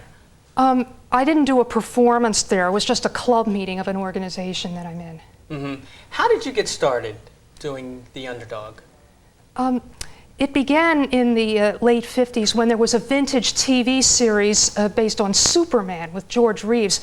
That's how I was introduced to the concept of superheroes, and especially since Superman was the quintessential hero with aerial abilities. Then when Underdog came out later, I realized that he was patterned largely after Superman. And of course, I was a little older at that time and knew that Underdog was fictional. Uh-huh. What personal satisfaction do you get from doing The Underdog in dance, as you put it once? But because I started studying dance at the time Underdog came out, I understood that some dance movements had been created a number of years ago in order to simulate certain special effects which were supposed to be created without any special apparatus. You have tons of special effects and apparatus in filmmaking industries, but some movements in dance were invented to eliminate the need for equipment like that. Also because the original Underdog series was very undignified. It was very clownish, like the Batman series starring Adam West. When I saw that, and was forced to realize the same flaws in Underdog, I realized I had to make it more dignified because there were complaints about it. There's automatically complaints about any trait in any kind of dramatization that appears wrong in the minds of the viewers. And so immediately they insist on either cessation or improvement. And in my case, I had to make Underdog more believable so he'd be a good example for would-be viewers and would continue to be a positive, not a negative memory when eventually the kids outgrew him. Right. Well, that's understandable. What has been the funniest moment that you have personally had doing The Underdog? Is there anything like a funny moment or situation that you just went, gosh, that was real funny? No, there really hasn't been a humorous moment at all. And in contrary, there have been a great many tragic moments. Really? I don't know if you'd want to get into any of those. That's fine. For one thing, you introduced me kind of the wrong way. You introduced me as the underdog lady, which was a term invented by a very contemptible person. You could have just simply said, I prefer to be introduced as either just underdog or as TV cartoon superhero underdog. Okay, I will write that. TV cartoon superhero, because that's how he originated. Okay. Underdog. I apologize for the opening. We could introduce you again correctly. Would that make you feel any better? I mean, that's fine. And I admit that was a wrong. That's from what I was told. Now you are going to be performing later on today. You're actually going to be dancing. Yes, that's why I was asked to come here. Exactly. I was just told through my intercom system. I'm talking to the control room now. We have some sort of clip. Not yet. Okay. We have an actual clip of the cartoon that we would like you to kind of we'll show, and you could talk about it, and we could talk about Underdog a little bit. The right way. I mean, we're... I guess when you say a clip from the old time series, what we discussed later on, it depends on what story was it. You know, there were a number of stories, some which I liked better than others, but when I had to improve upon Underdog in my own mind, not one story was believable enough as it was. I had to make amendments on them, or some stories I discarded altogether. In fact, nowadays, I imagine if Underdog were really produced nowadays the way I really wanted it done, instead of just a rerun of the old series, he would have more modernistic adventures, or they would definitely be more believable. Sure. Or else, I seriously doubt, because of absence of cooperation so far, that any group would cooperate to dramatize the stories. So every time I've done it so far, I've always appeared on my own. There have never been additional performers to portray the other characters like Polly or the adversaries of the day. It's funny that you mentioned Polly, because Polly, I was just told in the control room, she's in our clip. And this is only, let me check the script here, it is a 28-second clip. And we're just going to take a look at that. And you could talk about how Underdog, if you think he has changed over the years, and maybe what things are realistic, what things are abstract. It's up to you. So if you just take a look at the monitor, here's a clip. This is the Underdog cartoon. My goodness, a giant ape! Right. And I'm sending you on board a special ship whose captain and crew have orders to capture Firo the Ferocious and bring him back alive. How wonderful! I can take pictures of everything that happens. This trip sounds dangerous. I shall go along disguised as Shoeshine, and if there is trouble, I can secretly change into Underdog and protect Sweet Polly. There you have it. Now, did anything in that clip upset you that you didn't think it was realistic enough? Technically, maybe the lighting was off, or No. Well, I recognized what story that was. That was called Firo. Now, that was one of the stories that I discarded altogether. Well, because it was strictly a bad tasteful parody of King Kong. Yeah. Well, we saw the gorilla in the very beginning. Well, see, one of the major flaws in that clip was the fact that Polly went along on the expedition to capture the beast. Now, as a television journalist, Polly, if done in a more realistic vein, would not have gone on that trip because she runs into a lot of trouble later on. In fact, too often Polly was too ruthless in pursuing a story. In fact, you might think of Superman's Lois Lane. Polly, Polly is Underdog's equivalent to Lois Lane. And sometimes Lois Lane would get into trouble by being too indiscreet in kind of following in anybody's footsteps just to get a story. Now Polly wouldn't do that. She wasn't as aggressive a journalist.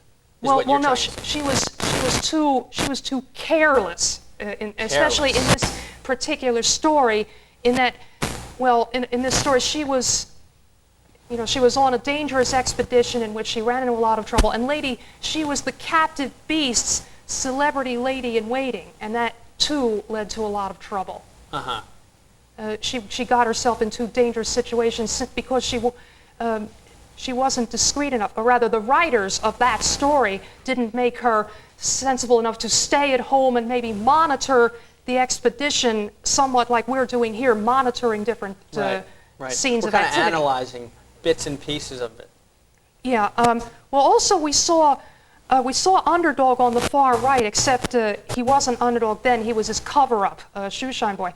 Now, when I do Underdog, I do not show him in an alter ego.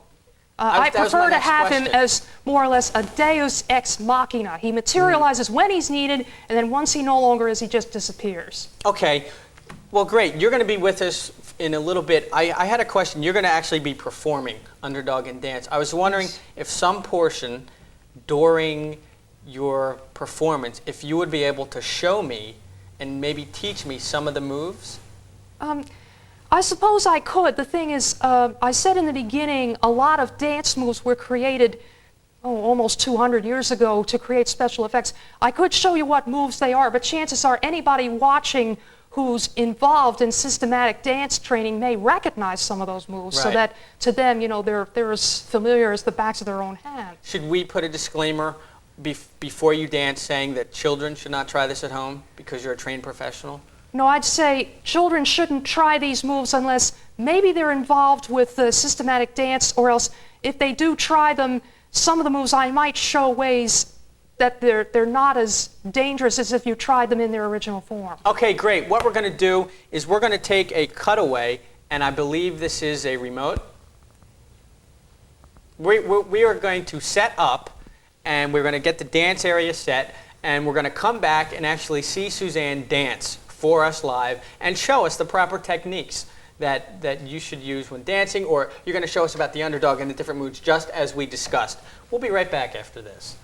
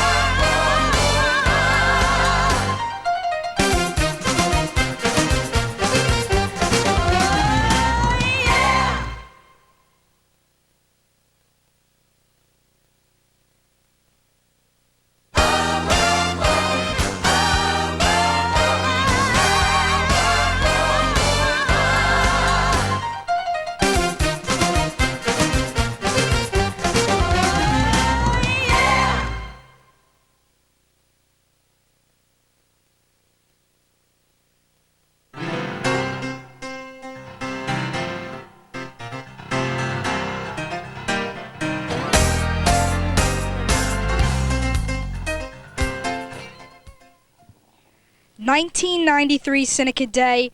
We're in our finest hour now. We are about to gear up and get ready for a performance by Underdog.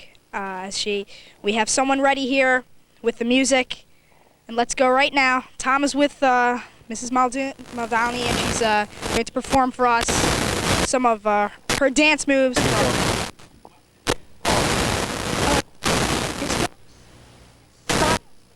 Now I'm doing it as Underdog, but the style is called fly leaping. Fly leaping. Okay, is there anything they should know, the audience, about? Tom is learning interesting tips on how to dance. Now I tumble, but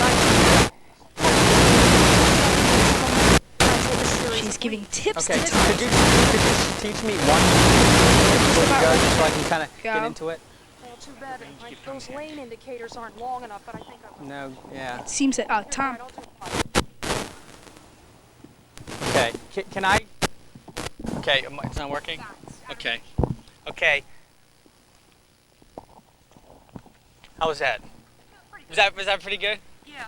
Fly leaping. Yeah, the closest, if you're not involved in systematic training, the closest equivalent we have is track hurdle racing. If anybody's involved with the track and field, you may understand about running a few paces and then jumping over an obstacle. Well, in this case, you wouldn't have hurdles. Right. But also it's the safest way when you get into more cultivated fly leaping to control your landings. Right. I also didn't stretch before I did that either, so I could have really hurt myself really bad. Well, for really young children, the best way to do it is make sure you're in an open area and run a few steps, then take a jump, but don't try to go real high lest you hurt yourself on the landing. Now, if you're involved in more cultivated gymnastics, you understand about running to get some momentum before you tumble. But then, of course, with fly leaping, there's no tumbling in fly leaping. At all. Okay, we're going to go to the, we have 3 minutes. So Yeah, that's how long the first number is. Perfect. We're going to watch Suzanne dance. She's going to demonstrate, and then maybe hopefully we'll be able to talk to her again. So take it away. It's all yours.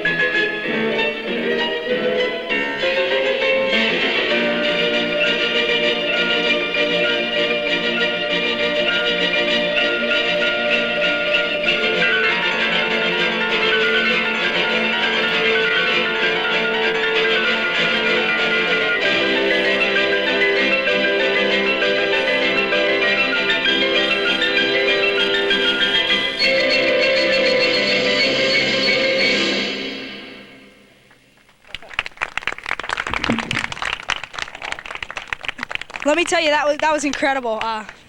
Hopefully you'll be able to stay on with us. We can interview a little bit more.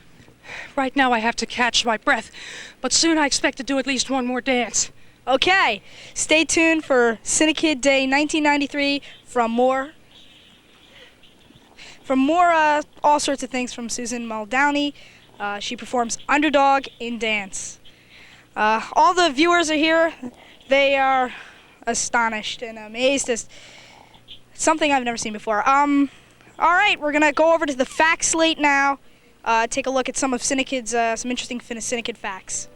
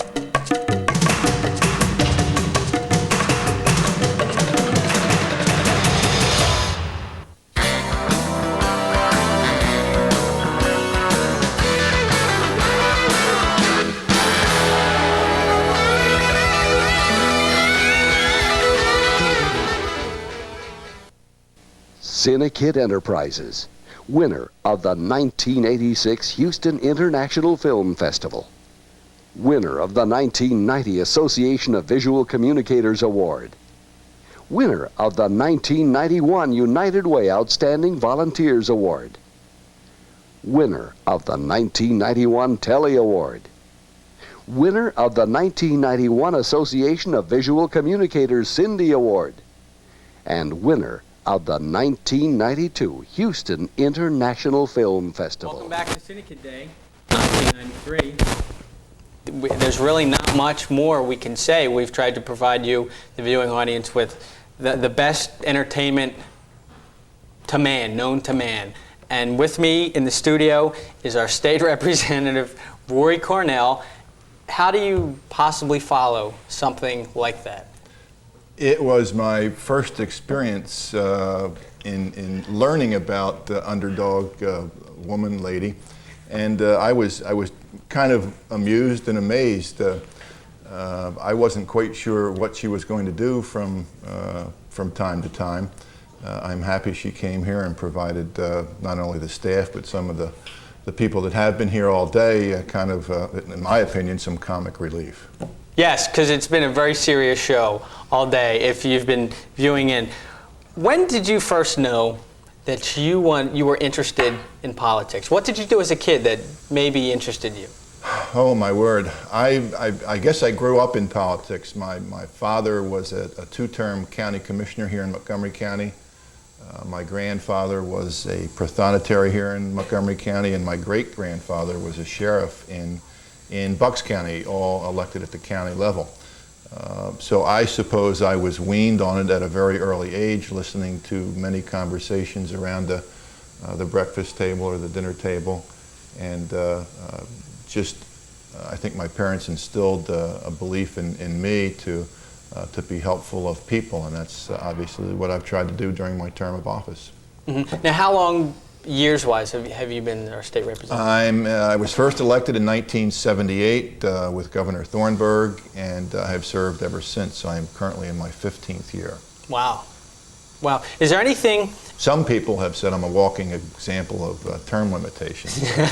I don't agree with that. Is there anything in your 15 years that you are most proudest of? I guess my involvement, my continued involvement on a different scale with young people. I had the opportunity to become involved with some young folks who were having problems and were contemplating suicide. And I've been helpful in that. I introduced a task force, introduced a resolution to create a task force which we did, and we held statewide hearings on the problem. And I guess I have to consider that one of my biggest accomplishments. I enjoyed it very much. What's maybe the toughest part about your job? One of the toughest parts, although no one sometimes likes to believe it, is the fact that you are away from home, you are away from your family for extended periods of time. Just this week, while in Harrisburg, we were working on welfare reform, and we didn't get done Monday night till almost midnight. Excuse me, we didn't get done Tuesday night till a little bit after midnight, and then we had a long day Wednesday as well. So that's probably the biggest downside of being away as an elected official. When was the first time that you heard about Cinekyd?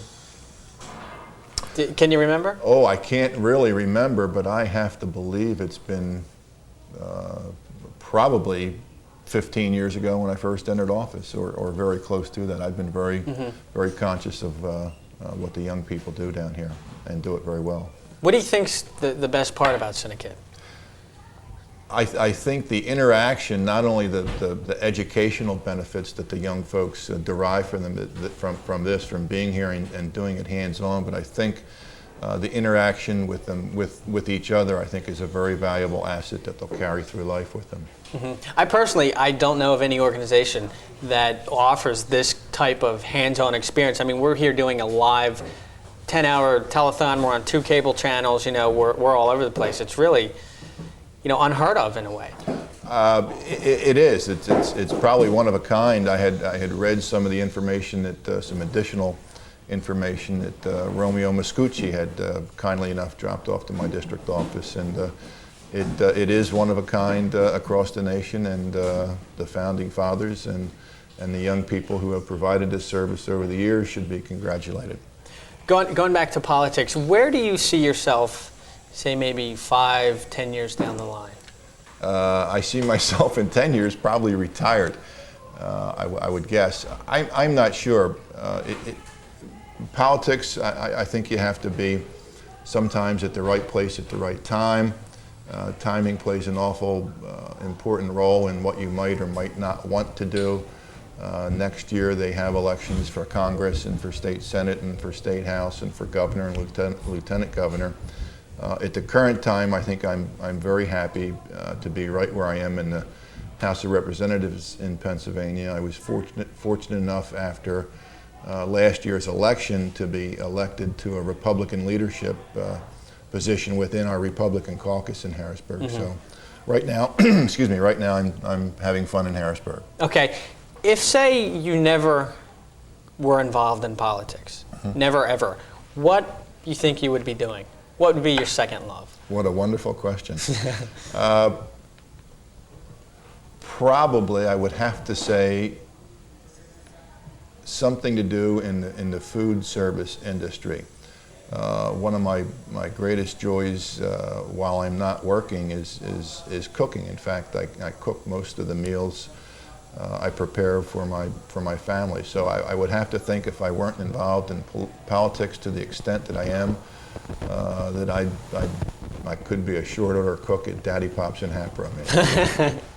Do you think maybe that's a possibility in 5 or 10 years when you retire, you might go into the food business? It's a very real possibility. I've looked into a number of culinary art schools, whether they be in New York or Philadelphia, San Francisco, even in France, and it's a real interest of mine, and I still may do it one of these days. Do you have like a favorite dish that you like to make, a favorite food? Probably my favorite food is Italian food. I cooked some pasta last night with some homemade sauce. There you go. Can't beat that. And I'm going to go out to an Italian restaurant tonight, so I just can't get enough of it.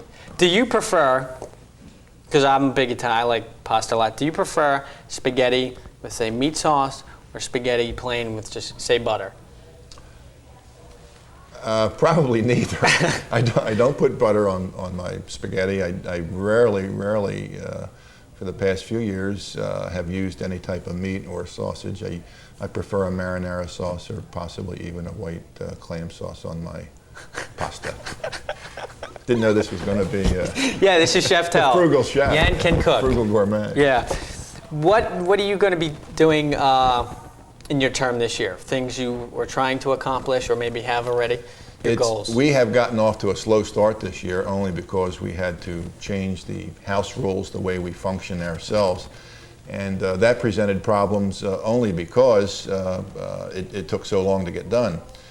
Currently, we are working on the state budget, which is a $14.9 billion document that hopefully will pass and enact into law by sometime in mid-June, maybe late June. That's probably the single most important document that, or piece of legislation that we pass each year. It funds everything from school districts to welfare, to PennDOT, and all the departments and agencies and employees and so on and so forth that there are in Pennsylvania. Okay, this will be my final question. Being in office your entire term, if you can remember, is there any specific moment that has struck you as hilarious? Have there ever just been something so funny that has happened that you'll never ever forget? There probably has been, and I guess you could differentiate between something maybe that was more political in nature than actually being something hilarious on the floor. Some of the most funnier moments on the floor is when we're in heated debate, and I'm as guilty of it as I guess some of the other people that have made these mistakes. But they'll say words or phrases, or they'll put together some sort of a sentence that just makes absolutely no sense at all to what we're debating or discussing. And everyone that's listening anyhow kind of just sits around and scratches their heads. So that, I can't think of a specific, but that would have to be it. Well, we appreciate you dropping by, and we thanks for your support, and good luck to you. Thank you. It was nice seeing you. Continued success. Thank you. Right now we have a 1993 track rock concert. Now these are the rock videos that the students do. They take a song that they're interested in from concept to completion. They do their own music video just like on MTV. And this was done this year. This is the track rock concert, and track is for the older kids, Tyra was for the younger kids, and this is called Wicked. And we'll be right back. Now this one dedicated to the man them call MacGyver. And no 007 James Bond spy man inside the area. Maximum respect to the man them call Ice Cube. And the boss no deuce, no trigger, but for wicked.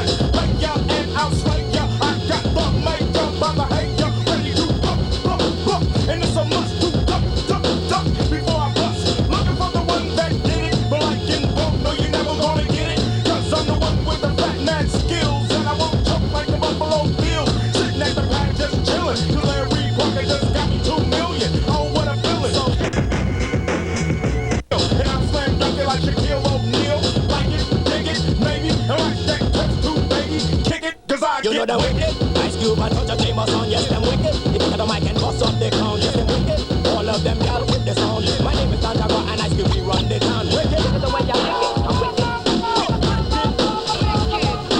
Look at the way y'all lick it, I'm wicked. Don't say nothing, just listen. Got me a plan to break Tyson out of prison. Come my way and get served. Still got a goose that a bunny up the curve. Nappy head, nappy chest, nappy chin, never seen with a happy grin. I'm down, take a look around.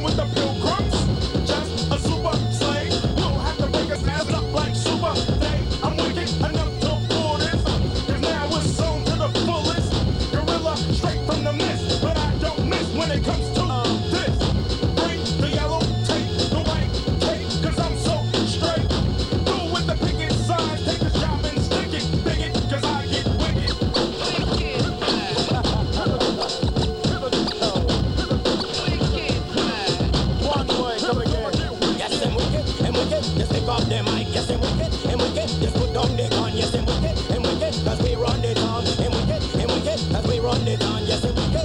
Go on. Back Russell, I'm the one them call Ice Cube. International superstar, down Garland style. Way back in Brooklyn, inside of Los Angeles, South Central style. Torture Chambers, them run the country. And my name is Don Jaguar, we are the top celebrities, sin.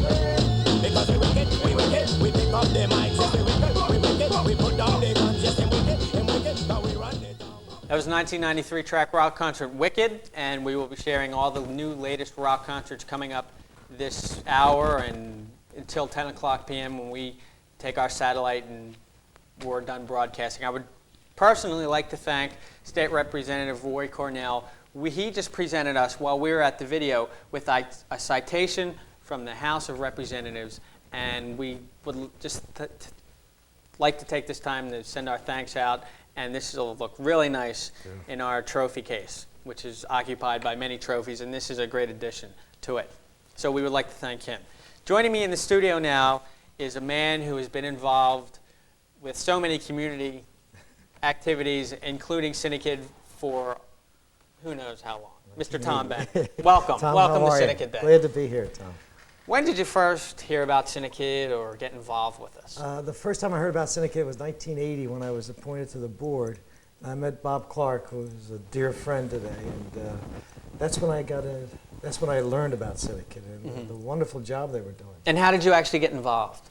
Bob asked me to come and take a look at it and see what was going on here, and to tell friends and to invite people down and to try to help this thing develop. And thank God it's beautiful.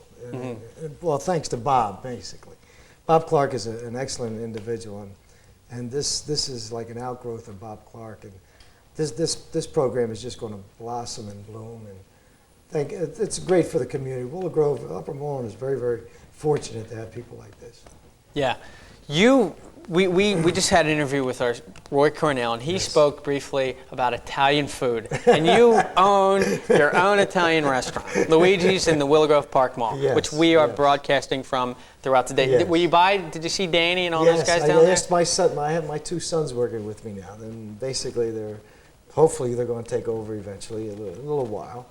And I asked Sam to go down and see Dan and to see if they were hungry or anything. So hopefully he did, and I'll find out when I get back. Now, when did you know you were interested in owning your own store? I mean, usually they say restaurants or any kind of food, that's the biggest failure rate, the very little success rate. How did you decide you wanted to do it, and how did you overcome the failure rate that everyone seems to be having? We were fortunate. In 1957, I got out of the service, and my dad had a small steak and hoagie shop. And right across from Willow Grove Park, right at the corner. My dad and my uncle, they started this. It was Luigi's. And 1957, like I said, I got out of the service. My dad said, you're coming to work for me. I had no choice at that time. So I went to work for Dad, and 1973, I bought the business from my dad. And now, since then, in the 1982, we made a decision to move into the mall. My son had just graduated Drexel, my oldest son, Sam, and I said, what do you want to do? And he said, I'll go with you. So we opened up a place in the mall, and Sam has been running that ever since, and now I'm with him now. And then eventually we sold the one across the street, and I'm helping Sam, and my Lewis just joined me. So it's great. My two sons are with me. Yeah, that must. But it was all my dad. My dad, it was easy because you just follow your dad. You just pass it down generation to generation. Right. I hope, yes. Now, you were also the president of the school board for Upper Moreland, Upper Moreland Township School Board. How did you decide that was something that you were interested in? That started way back with Mick Pileggi getting me involved in the kids, and one thing led to another, and in 1980 there was an opening, and I applied for it, and my work before that with Kiwanis and Booster Club and redistricting committees and things like that helped me to establish myself in the community, and they appointed me to the board in 1980. And I've had 3 elections since, and I've been very successful since then. And you're running with Emily Grappler and David Hood. Yes, two fine individuals. Two fine individuals. We've been very busy. We're going to be very busy this last 10 days, and it's going to be up to the people. And it's good because the people this time have a choice, and it should be that way all the time. And let the chips fall where they may. Let the people come out and vote. The more people vote, the better our government's going to be. Yeah. What are some of the difficult moments? Because I know we're coming up on a budget Yes. session for the year. Yes. What are some of the difficult moments that you as president have to go through with public and Right. behind closed doors? It's coordinating everything between the superintendent and the board and the superintendent and the public. The superintendent basically drafts a budget with our, excuse me, with the guidelines that the board sets down. And it's very difficult. The superintendent will come back and say, well, I need this and I need that, and we'll say, well, we can't do that. We don't have the money, and so he'll say, well, then I have to cut something. And then that's the difficult part, when you have to take something away from the kids. That's very, very difficult. But on the other hand, there's a reality of how much money do we have. And it's a struggle, but education has got to come first. It's just got to come first. It must be really difficult when you're holding the public meetings about the budget, because you will never, ever, probably no matter what you do, satisfy all of the people all of the time. So how do you decide what stays, what maybe we could slice a little off of, what we could do without? How do you decide? The academics have got to come first. That's the main issue, is academics. And if a choice comes between academics and something co-curricular, then the co-curricular has to go. Because it's basically academics, and that's a tough decision sometimes. It really is. Okay, this will be my final question. Why do you do this? Why do you do what you do? I do what I do, honestly, because it's a give back. We've been very fortunate. God's been very good to me and my family. And to give back. In Upper Moreland, we are very fortunate in Upper Moreland that we have so many people that give back. And if I don't mind, if I can name a few of them. These people over the years have been maybe not as well known and so forth, but people like Mick Pileggi and Dominic LaRosa, Irv Bender and George Stiffinger. These people give. They give, whether it's Cinekyd or Meals on Wheels, and just giving back to the community. Aldersgate is another big thing there where Mr. Bender and so forth is involved. And the late Mr. Bart Stauffer, God bless him, he was very influential in this community. But the Upper Moreland, we can be very proud of that. We've got this kind of commitment of give-backs, and it's not all take. The time comes when you say thank you, and this is the way we say thank you. Well, we're very fortunate to have you, a friend of Cinekyd, and thanks for stopping by. Thank you, Tom. It's always Appreciate a pleasure it. to have Thank you very much. Mr. Tom Bannon. Thank you. We have, standing by live, somewhere on our campus, Mr. David Trachtenberg, who is going to keep you updated on what the kids are doing, what's going on here at Cinekyd Day. So take it away, Dave. All right, Cinekyd Day 1993. I can't ever say that right. I don't know why. Right now we're outside Cinekyd. A catering truck just rolled in. The Domino's Pizza's here. The kids are getting ready for dinner. With me right here is Eric Mady. How old are you, Eric? I'm 12. 12 years old. And Evan McNamara. How old are you? I'm 15. Okay, these are two of our Cinekyds. Both of you guys have been here for a little while. How many years have you been here? About 1 or 2. 1 or 2 years. And how long have you been here? About 3.5. Okay, 3.5. So these guys have been around. You guys have been to last year's Cinekyd Day, right? Yeah. How would you say this year's Cinekyd Day compares to last year's? We'll start with Evan, and then we'll go to you. It's a lot bigger this year. There's a lot more people here, more guests, more going on. And but last year, I enjoyed last year a lot, and so far I'm really enjoying this year as well. Okay, and what about you? What do you think the differences are? There's more activities. And there's more spread out areas, not just down here. And then there's more people too. Did you find yourself bored at any time? Or is there always something to do? I found myself bored for a few minutes. But for a few minutes? But that's about it. What about you? I was never bored. I've been busy all day. Really? Okay. And what do you think of the show? Have you guys watched? You might not even gotten a chance to watch it yet, have you? Have you seen the show around at all? I was working camera a bit, and I got to see, when I wasn't working camera, or what I saw through the viewfinder of the camera. But that was just like interviews with Tom and with, Did you work technical at all? I worked in the morning with Jake for promos, and then that's it so far. Okay. All right, great. Well, you guys have been doing a great job. We still got we got like 5 more hours left, 4 more hours left. You guys are going to start heading over to dinner soon. You guys are hungry, I bet, right? You haven't eaten since lunch. So, okay, they want me to keep going. Well, let me ask you some more questions then. Sure. Okay. What was your favorite activity all day? Probably the food relay race. The relay race? Wait, what was it called again? The food relay race. Food relay race. What was that? You had to put a piece of fruit in your mouth and then crab walk 2 cones and then get an egg on a spoon and then race to the finish line. How did you do in that event? I don't know. You don't know?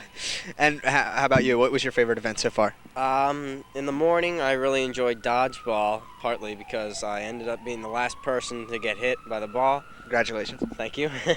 But I have yet to, I'm about to take over switching, which I am looking forward to, and the dance tonight. Doing some more tech work. Yeah. Okay. Which team are you on? Are you on the black team or the white team? Black. You're on the black team, and you're on? Also the black team. The black team. So how are you guys doing? Do you know if you're in the lead or behind? Or? We're in the lead. I think we're way in the lead, actually. Yeah. You think it's a little weighted? Do you think someone fixed these events today? No. No. Not on purpose. Not on purpose. Okay. What are you looking forward to?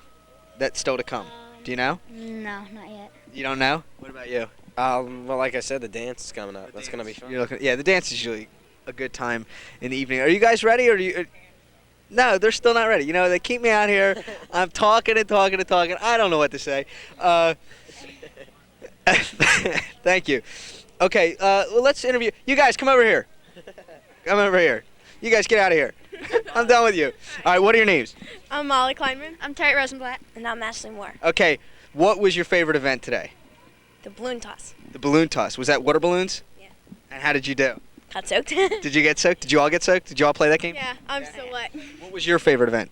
I like the water balloon toss too. It was fun. Yeah. And what about you, Terry? My favorite event was the live radio broadcast from the Willow Grove Mall. Oh, how did that go? It was great. We did so well. It's hard to do a live show, but for our first time, I think we did a really good job. Did you run into any problems with that? A few audio problems and a few audience problems, but What did the audience do? the audience wasn't, well, not the audience as a whole, but one member of the audience wasn't too fond of us. Oh, really? Were they haggling you? Yes, yeah, she yelled that she couldn't understand what we were saying and we should get off the stage or talk louder. And Were you guys all in it? Were you all in the radio play? It went really well. What was the play? It was Dick Tracy. Oh, Dick Tracy play, and it was live, right? It was on. It was on the radio when you were doing it. Well, it was delayed a little, but it was live on tape. Okay. Okay. And there's like a lot of extra noises in the whole entire mall, so dinging and ringing. Some of the sound effects were supposed to be there, but they weren't, and then they were there, and they weren't supposed to be there. Okay, I got it. But it went well. All right, great. All right, guys. Well, you can head over and get some dinner. I think we're gonna go back to the studio now for Tom.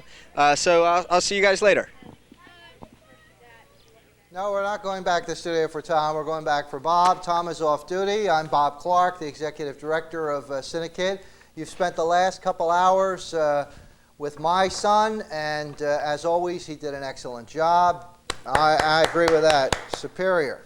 I commend Tommy and the entire staff here. I think they've pulled together what has to be a landmark broadcast, and we're so pleased that so many folks are watching along the Comcast cable channels 40 and 42. We are ecstatic about the response at the Willow Grove Park Mall. I just can't believe how many hundreds, thousands of people are stopping by to share Cinekyd Day with us at that location. And we're going to bring you some video from that site or a live feed within the next hour. In fact, let me say that this particular hour is brought to you through the courtesy of Adelphia Communications. Adelphia Communications, of course, is one of the cable companies that carries our weekly half-hour television show, Cinekyd Television Theater. And we're especially proud that through their kindness that we are able to bring you this 9th hour of Cinekyd Day.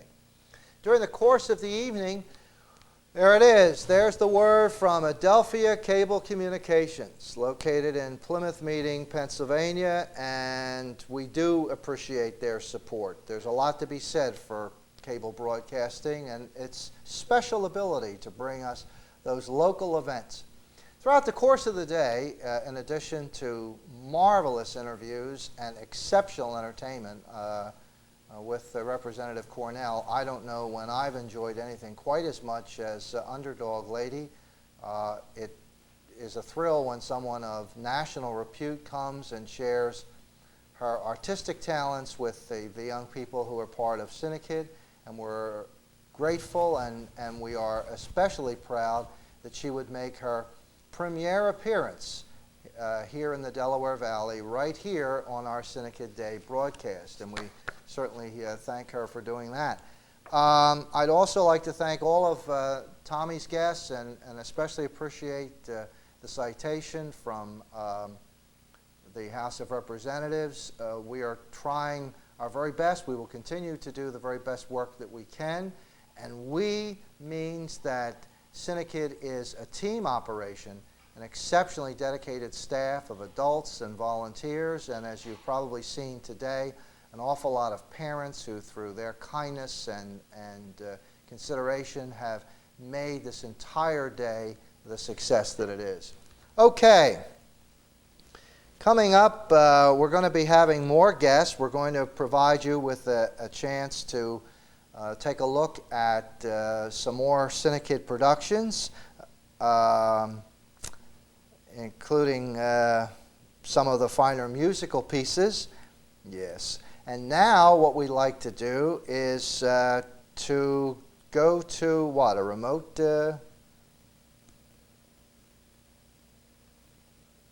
Okay. All right. Here we go with a little bit of Broadway, I suppose. Ladies and gentlemen, Cinekyd style, here's some Andrew Lloyd Webber, Phantom of the Opera.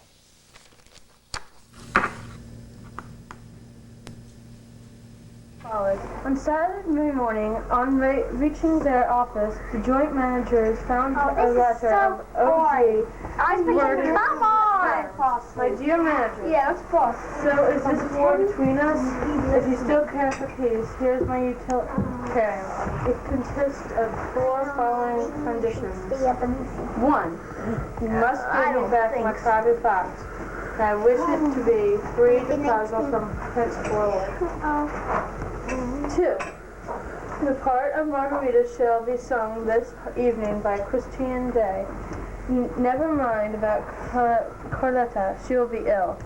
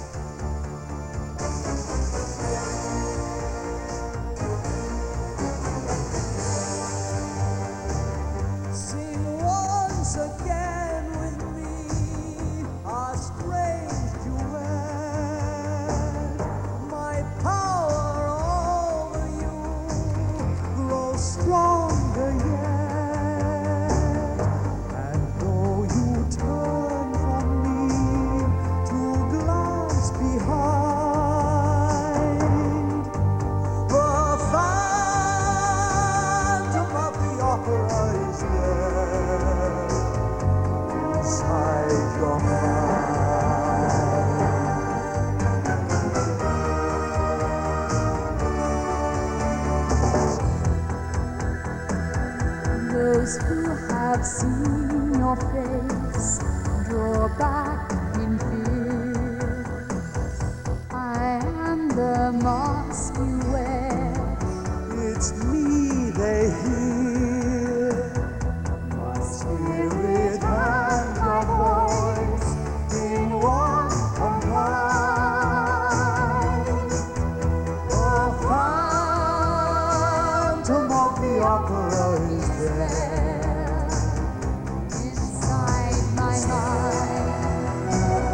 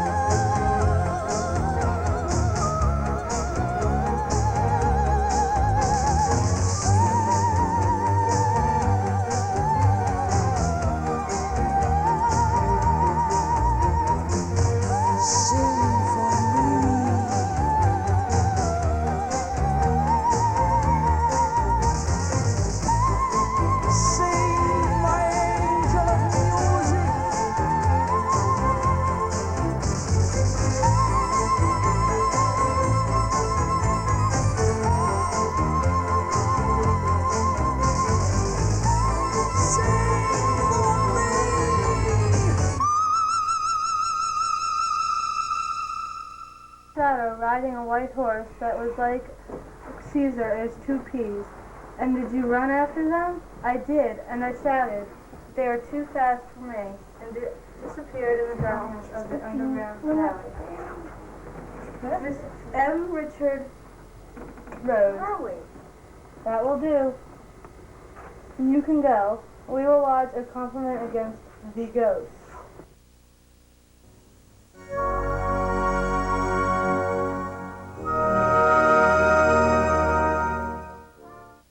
How about that? Those, of course, were the youngest members of the Cinekyd organization, the class of 92, 93, the boys and girls who were part of the Tyro organization, ranging in age from 7 to 11 years. Let me repeat again that this is the 9th hour of Cinekyd Day 1993, that this year, for the very first time, each hour has been co-sponsored. We've received grants from, in this hour, Adelphia Cable Communications, who provide many of their viewers with Cinekyd television theater and have done so for years. We're very, very proud of our affiliation with Adelphia Communications. During the course of the hour, in addition to videos and a little bit of activity, I'll be joined right here in the studio by Abington Township Commissioner Ellen Bard, and she'll be here to join an impressive array of guests, especially people who are elected officials who are, as far as I'm concerned, part of the service sector, those who volunteer, who give up their time and share their talents in a very special way. We're very big for service and volunteerism here at Cinekyd. We're especially big at setting goals and carrying through, and we're delighted that Commissioner Bard is able to join us for this evening's, but it is